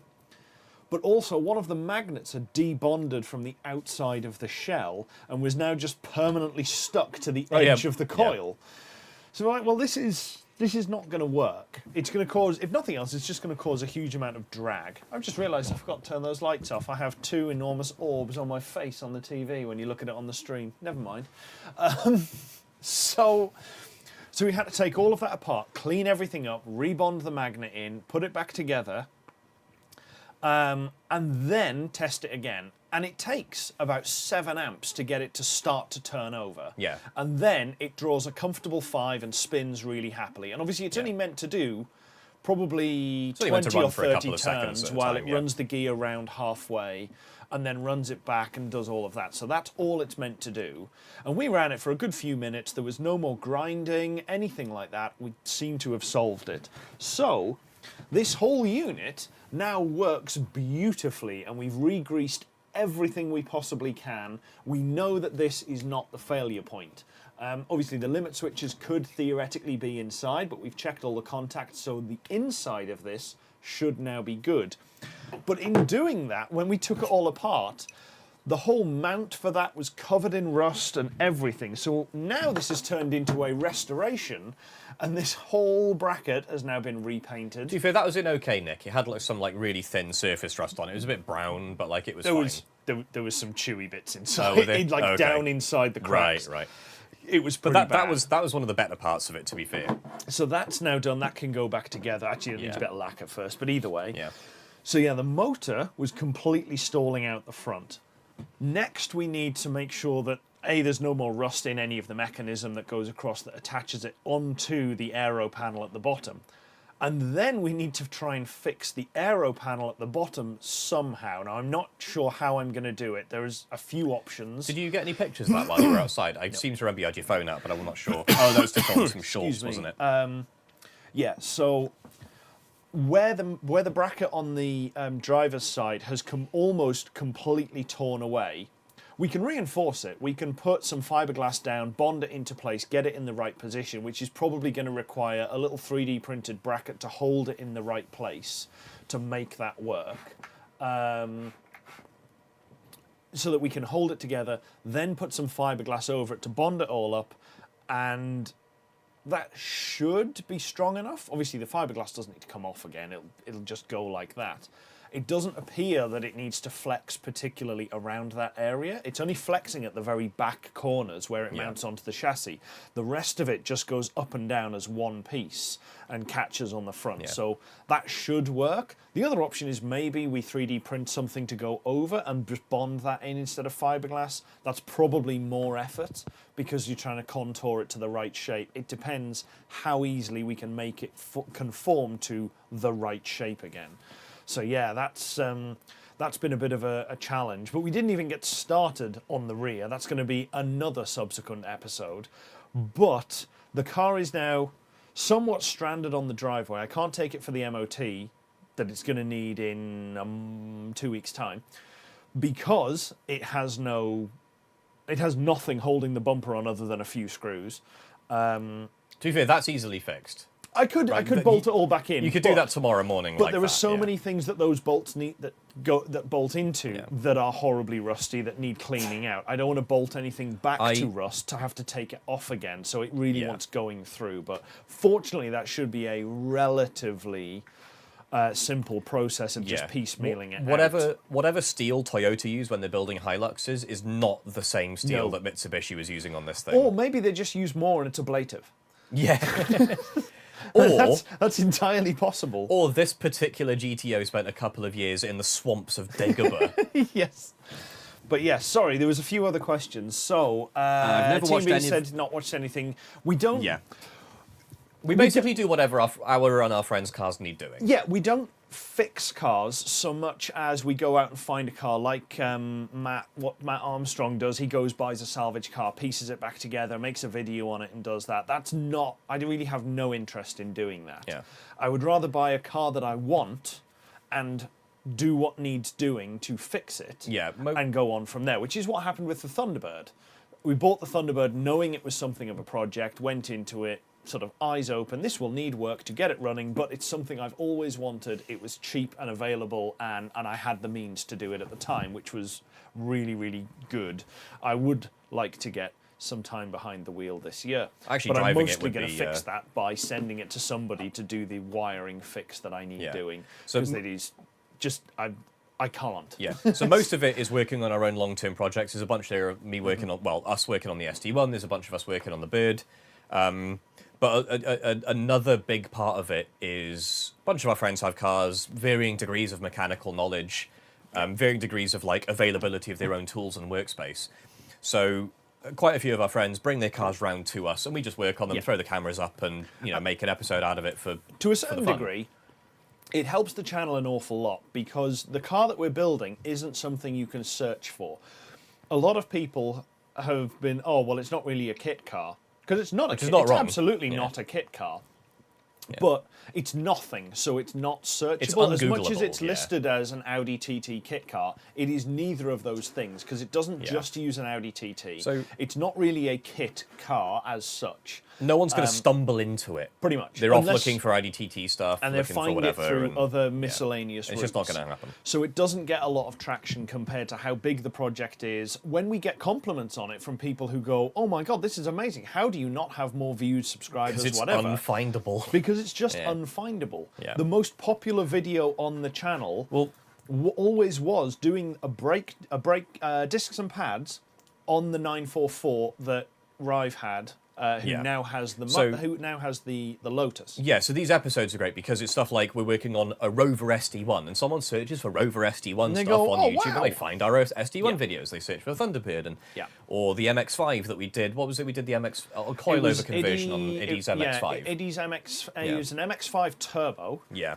A BBR. I think it's a BBR, BRR, one way or the other. But he had Bilsteins, and he wanted Meisters putting in. That was it, Meister. So he came round and we did that swap. And that is, again, And there's a bunch of that sort of stuff, right? But because they're all on... The top-rated video at the moment... Oh, sorry, it's the exhaust and intake swap we did on the 944, then the Meister R suspension, then the Bad Influence episode on the GTO, then the SD1, then the Thunderbird, then my Mark II Golf getting an OBD port installed, and nothing else in that episode. So then brakes, then SD1, then 944 again, and then finally the first ever episode that we get did. The idea. Yeah. Like, the first episode 1 is the 10th most viewed, and it has 11,000 fewer views than doing the exhaust and intake on a 944. So, but it helps us on a few levels. Like, one, it makes the channel actually searchable, albeit kind of by accident. 2, it gets us more videos out, which I don't know how many of you run your own channel. You've probably seen other YouTubers mention this before. The algorithm absolutely loves weekly uploads. If your channel does an upload every week, or, well, apparently the algorithm loves this. We're not seeing much evidence of it. But supposedly the algorithm rewards you if you do an upload every week. So, of course, we can't necessarily do enough stuff on the kit car, the SD1, the T-Bird and everything else to do a video every week. So every time a friend of ours brings one of their cars around for us to work on, that's another little bit of something that, like, helps fill the slots in the schedule. And it's the same for the Bad Influence stuff. It's an addendum to what if you don't have time to build a kit car like us, go and look at our kit car stuff. As far as us doing the work, we do it because they're our friends and we enjoy it, and we're pretty well tooled up here in terms of space and tools and everything else. Like, we're a good place to go for that. It seems awfully rude to have all the gear and go, no, go and do it yourself. And then specifically we make videos of it for those reasons, because the reality is there's really not much that we've done that's novel, that, like, we had to do original research and really puzzle stuff out. Like, if you want to do coilovers on an MX-5, that is well documented. We're not really helping the world by doing that. The only thing that was unique about that was going from the Bilsteins to the Meisters and fighting the Bilsteins out, because it's such a bigger unit. Getting that out, that's the only uniqueness of that, is going between those two points of reference. But putting Meister R's on, everybody does it. They are the preferred shock of the moment to go on an MX-5, as I understand. We do also restore cars a little bit. Like, we're restoring Aid's Thunderbird. Yeah, the Thunderbird tidying up the GTO. Yeah, the Thunderbird needed a lot of restoration. The GTO mechanically was very good because Adrian had done a lot of work to it, but the body had sat in the sun for all of COVID and beyond, which is why the paint was really bad. So we've done some quick tarting up of that and fixed some spot things, and now it's getting the full work through on the body to actually get it right and get it sorted again. Just a heads up, my mic might die. I'm paying attention to it, but it may go. I've got more. Yeah. Battery. Actually, no, use those two. They are Jess known my back. At least a dot. So yeah, that's pretty much. That's pretty much where we're at. We don't so much go out of our way to restore cars. Like, I wasn't going out of my way to restore any parts of the GTO this weekend, but it's turned into a restoration of the mechanism and the Active Aero under tray at the front. There is a very good channel that we used for reference for that, which is GT3000/GTO restoration channel. A guy called Joe runs that. And his videos are in depth how to take that car apart. Yeah. Unfortunately, he doesn't have front active aero on his car. Doesn't have front active aero, so we've used a lot of his rear active aero as reference in order to do things. Which is quite lucky that Mitsubishi also used a lot of the rear active aero in the front. Yeah, pretty much. Thanks very much for joining us, Jason. Cheers. We'll see you again.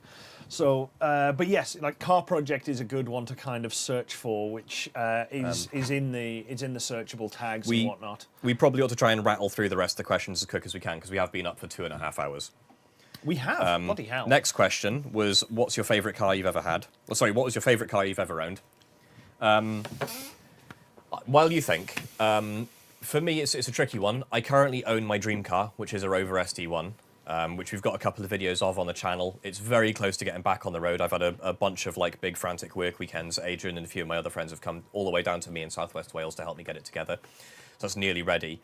So that, in terms of, like, favourite car I would like to keep forever, that's it. However, there is a very, very soft spot in my heart for my Renault Laguna that I had back in 2016, because I bought a Mark III Renault Laguna to do a banger rally, Monte Carlo or bust. Road trip with a bunch of friends back in 2016. I got it on eBay, sight unseen, for £153 and some coppers. I drove it then for 15,000 miles in fancy dress the whole time. It was done up like, if any of you have seen the TV show Chuck. I'm finding a picture. Yeah, cool. It might be a Team picture of Nerdhood, it on Team the Nerdhood on truck. Facebook is the easy move. Because There we've still is got that, the team yeah. page up on there. So like it was done up as what was called the Herders, which were like the company cars in Chuck, for a fictional electronics store for like the equivalent would be Curry's, what are the nerds, the Geek Squad from like Best Buy or something, the kind of equivalent. And I drove it for 15,000 miles like that, including with no front number plate. I got pulled over in 3 separate parts of the UK for not having a number plate. I said, oh, it must have just fallen off. Did you know if you're towing a trailer, Yeah. it's better to have no number plate than a cardboard number plate or the wrong one? Yeah, because with wrong no one- number plate, you can at least sell the... The wrong one is fraud. Yeah. No number plate is like It could have fallen off. Yeah, cardboard one is you're deliberately flouncing the rules. Yeah. So that thing, I drove 15,000 miles for 150 quid, and then I scrapped it for 160. 165. It was better than that. Including the cost of having the fluids disposed of having it disposed of. Yeah.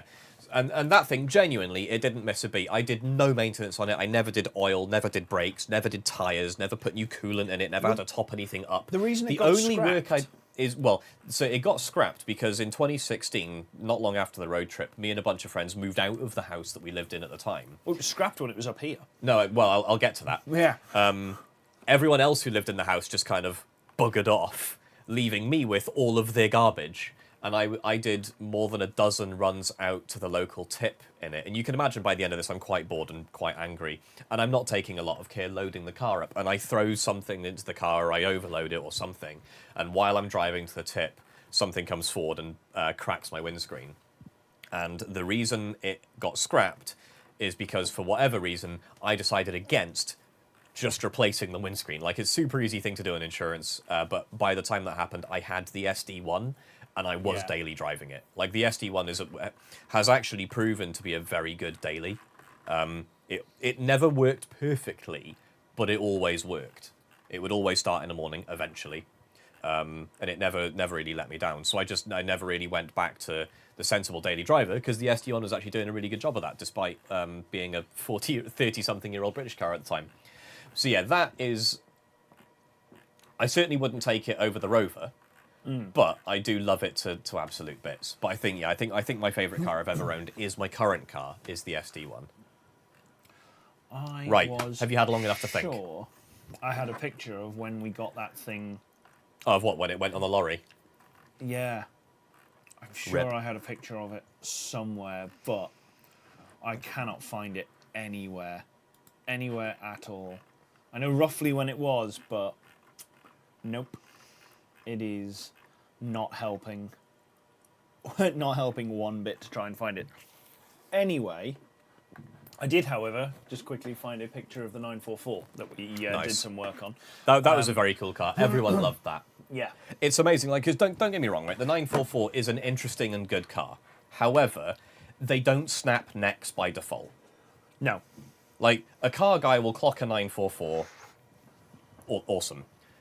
Any car wearing the Golf livery, or really any livery, like if you do a car up with any sort of livery, it doesn't even have to be like a real race one, it can be anything that stands out. There are very, very few cars that will turn more heads than the most boring piece of crap on the planet in that Golf livery.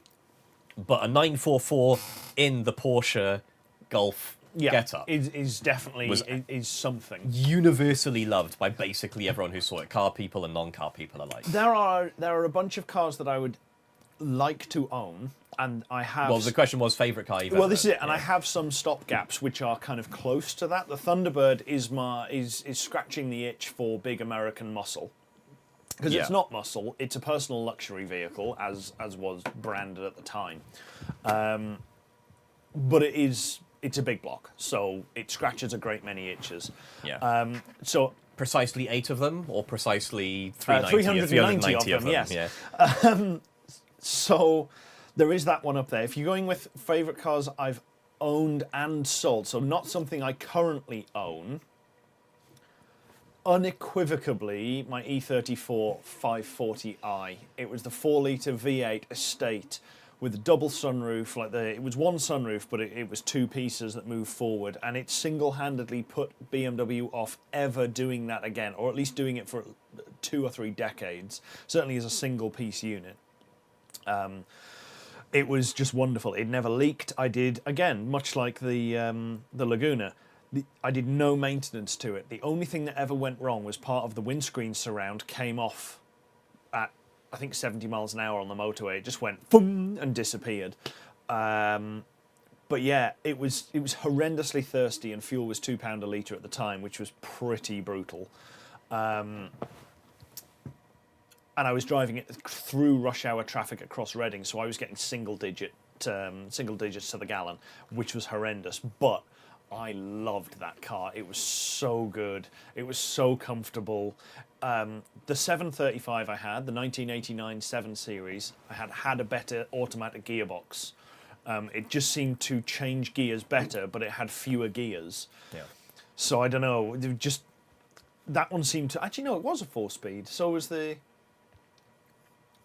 Yeah, I think it was the same gearbox. But either way, that one seemed to work better, but the 540 is one that I miss more often than just about anything else that I've ever owned. To be fair, I think if I'd had an E39, it probably would be. Yeah, if I'd had an E39 would be a next level up as well. My E34 was nice. Oh, sorry, the same would also be true of an E34. To be fair. I also have a soft spot for the 4th gen, well, 3rd/4th gen. There is a bit of a crossover in there, but the 4th gen Audi 80, and that's only because my dad had one, and then I got it off him. No, it was the Red Estate. Oh, I never saw that. 16 valve, 2 litre, 140 horsepower. Oh, Rowdy was 100, wasn't he? Not lowered. No, it was 80 based, but it was cabrio. Oh, okay. But it was lowered. It was the Sport, so it was about 25 mil lower than standard. It was the first car I took of my own to the Nürburgring. I did my first driving lap of the Nürburgring in it. It did 11.5 minutes well, by that point I had some decent Vredestein tyres on it, but prior to that it had some ditch finders on the back, and it spun out and survived and didn't hit anything, so it cost me nothing. So yeah. But it was really nice. It was just a really nice, familiar car. It was a nice shape. The dashboard was nice inside. It had the jacquard satin seats in it. They hugged nice. I guess like the key question is you can't call it your favourite unless you'd swap whatever you have now for it. And this is kind of it. Or swap something you have. Like the A6, I get you've got to keep as a big practical load lugger for work, that's right, the for thing. bringing the video and that's gear kind on. of what it comes back to. But apart from that, would you trade the Mark II for it? Would I have it as a second car? Yeah. I wouldn't have the 80 as a second car anymore, because what I actually want is the RS2. Yeah. But you haven't had one of those, so we're talking about favourites of what you've had. Yeah, that's the problem. I wouldn't have another 80 Gen 4. Yeah. I would be wanting an RS2, so I can discount that one.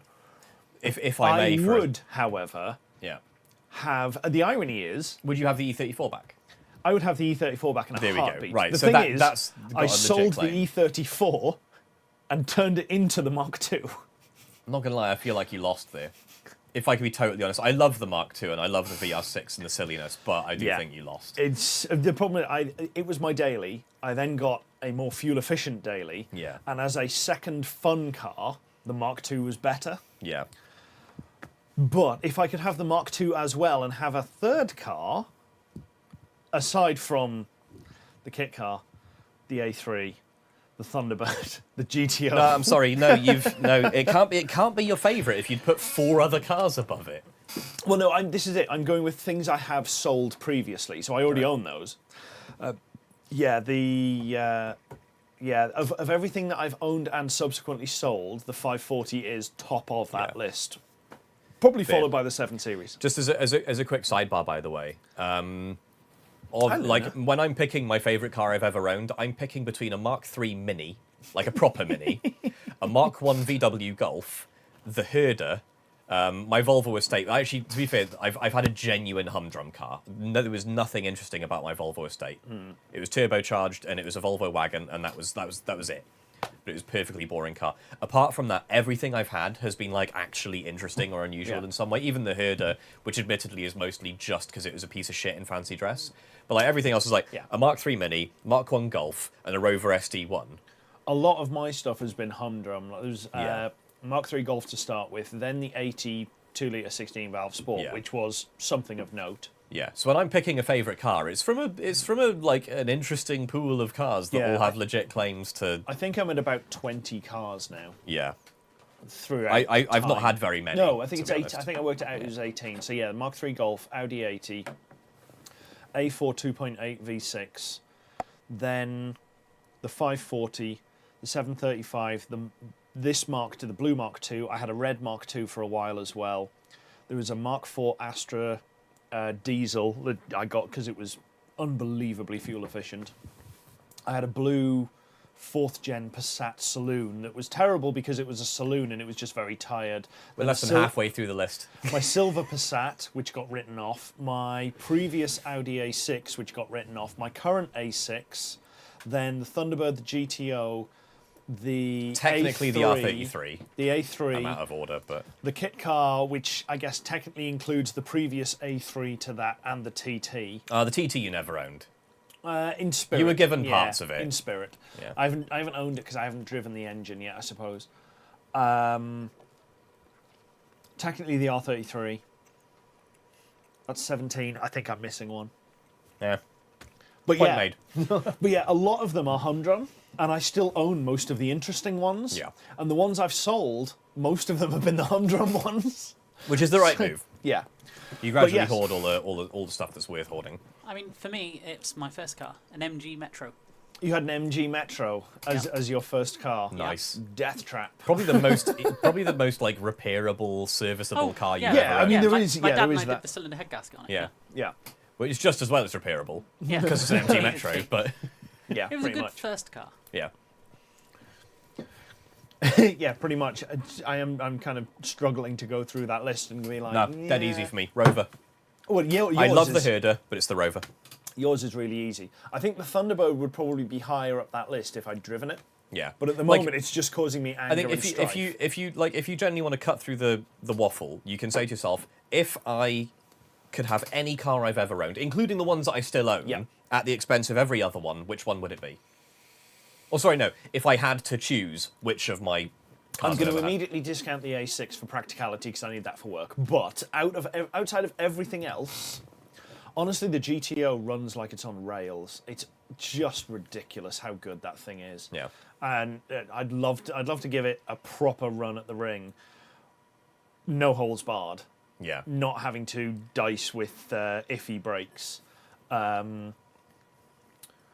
Yeah, I'd probably take the GTO as a fun car because it's so easy to road trip. It's so comfortable to drive. You can get good economy if you're needing to go somewhere. It's probably one of those things, and it would be between that and the Golf. Those would be the top two. Like the Golf is one I don't ever want to sell. The Thunderbird is something I know I'm going to sell. The SD one I don't point. want to sell, so I'm in the same And boat it's on that one. it's between those two. If I had to have a second car, it would be one of those two. If it was only between them, and it would probably be the Golf. Realistically, I'd keep the Golf longer than I kept the GTO. Yeah. Is that because you can find an American who'll pay $30,000 for the GTO, and that's not true of the Golf? Yeah, that's part of it. But I've had the Golf longer. I've done more stuff to it. I've now been more than wrist deep into it for more of the time. Like it'll be my first ever engine rebuild on my own, effectively ever. First engine rebuild. It was the first engine transplant. It was the first ever car that I built from something into something else. It was a 1.3 carb into a 2.8. I say I built it. I had a significant amount of help doing that. I did not do that on my own. There was a lot of people who helped me on that. But yeah, it is that kind of region. So, but anyway, we've been going for a long time. It is 11:15. With a bit of luck, we should be able to wrap this up without too many tangents before 11 o'clock. Before midnight. No, I think 11 o'clock is a much more reasonable thing. This is where we start. Getting the cut to black for look. you will Production finish at just gave 11. us a look. Here is the button that says no. I am pushing the button that says no. We've just faded to black. Yeah. Yeah, the GTO got genuinely acceptable. I mean, it got exemplary economy for what it was. we calculated it at 32 to the gallon on the cruise all the way across there, and I think there was a little bit of error in the mileage counting on the Odo versus what we physically did. But even taking what we physically did versus what we put in, it was north of 30 to the gallon, at least by a few tenths. That's like Rover SD1 fuel economy. And this is it. You just put it on cruise, leave it, and you just let it run. And even going across to Pems when we went to do the engine stuff last year, it got 30 to the gallon the whole way there, the whole way back, other than when I might have accidentally floored it across the bridge. But that's not actually it. Oh no, the turbo somehow spooled up. How did that happen? Oh no, what a shame. But yeah, it got 30, and I was shocked. I was expecting 25. I budgeted for 25, I banked on it, and I was like... You took out a mortgage for 25. That's taking the Thunderbird. Yeah.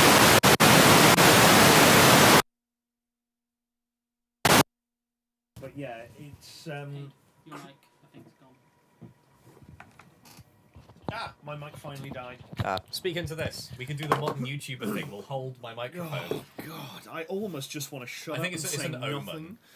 To say absolutely nothing at all. Well, in that case, thank you very much for watching. It's been a pleasant evening. I'm going to throw these in for the outro. Sleep well. And then be done, and yeah, take it as a bad omen. One day we'll just put new batteries in our microphones, like sensible, clever people. We did. Not today. We did. I didn't. Oh, okay. I've been running on hand-me-down batteries all day. Okay, well, I'm flashing at dying, see. What a So, terrible yeah, moment let's to wrap have this ears. up quickly. But yeah, 30 to the gallon. I was absolutely, unbelievably pleased to get that on a long cruise with no enthusiasm, or very limited enthusiasm. So, yeah, the biscuits are fantastic. They're still slightly warm as well. It did Well, not extremely anymore, well. but they were. Well, they were slightly warm. I kind of ignored mine a little bit too long. But yes, 10 out of 10. Do want midstream biscuits again. I've got a bit of biscuit stuck. Damn You're you, supposed biscuit. to eat the biscuit, not breathe the biscuit. Don't breathe this.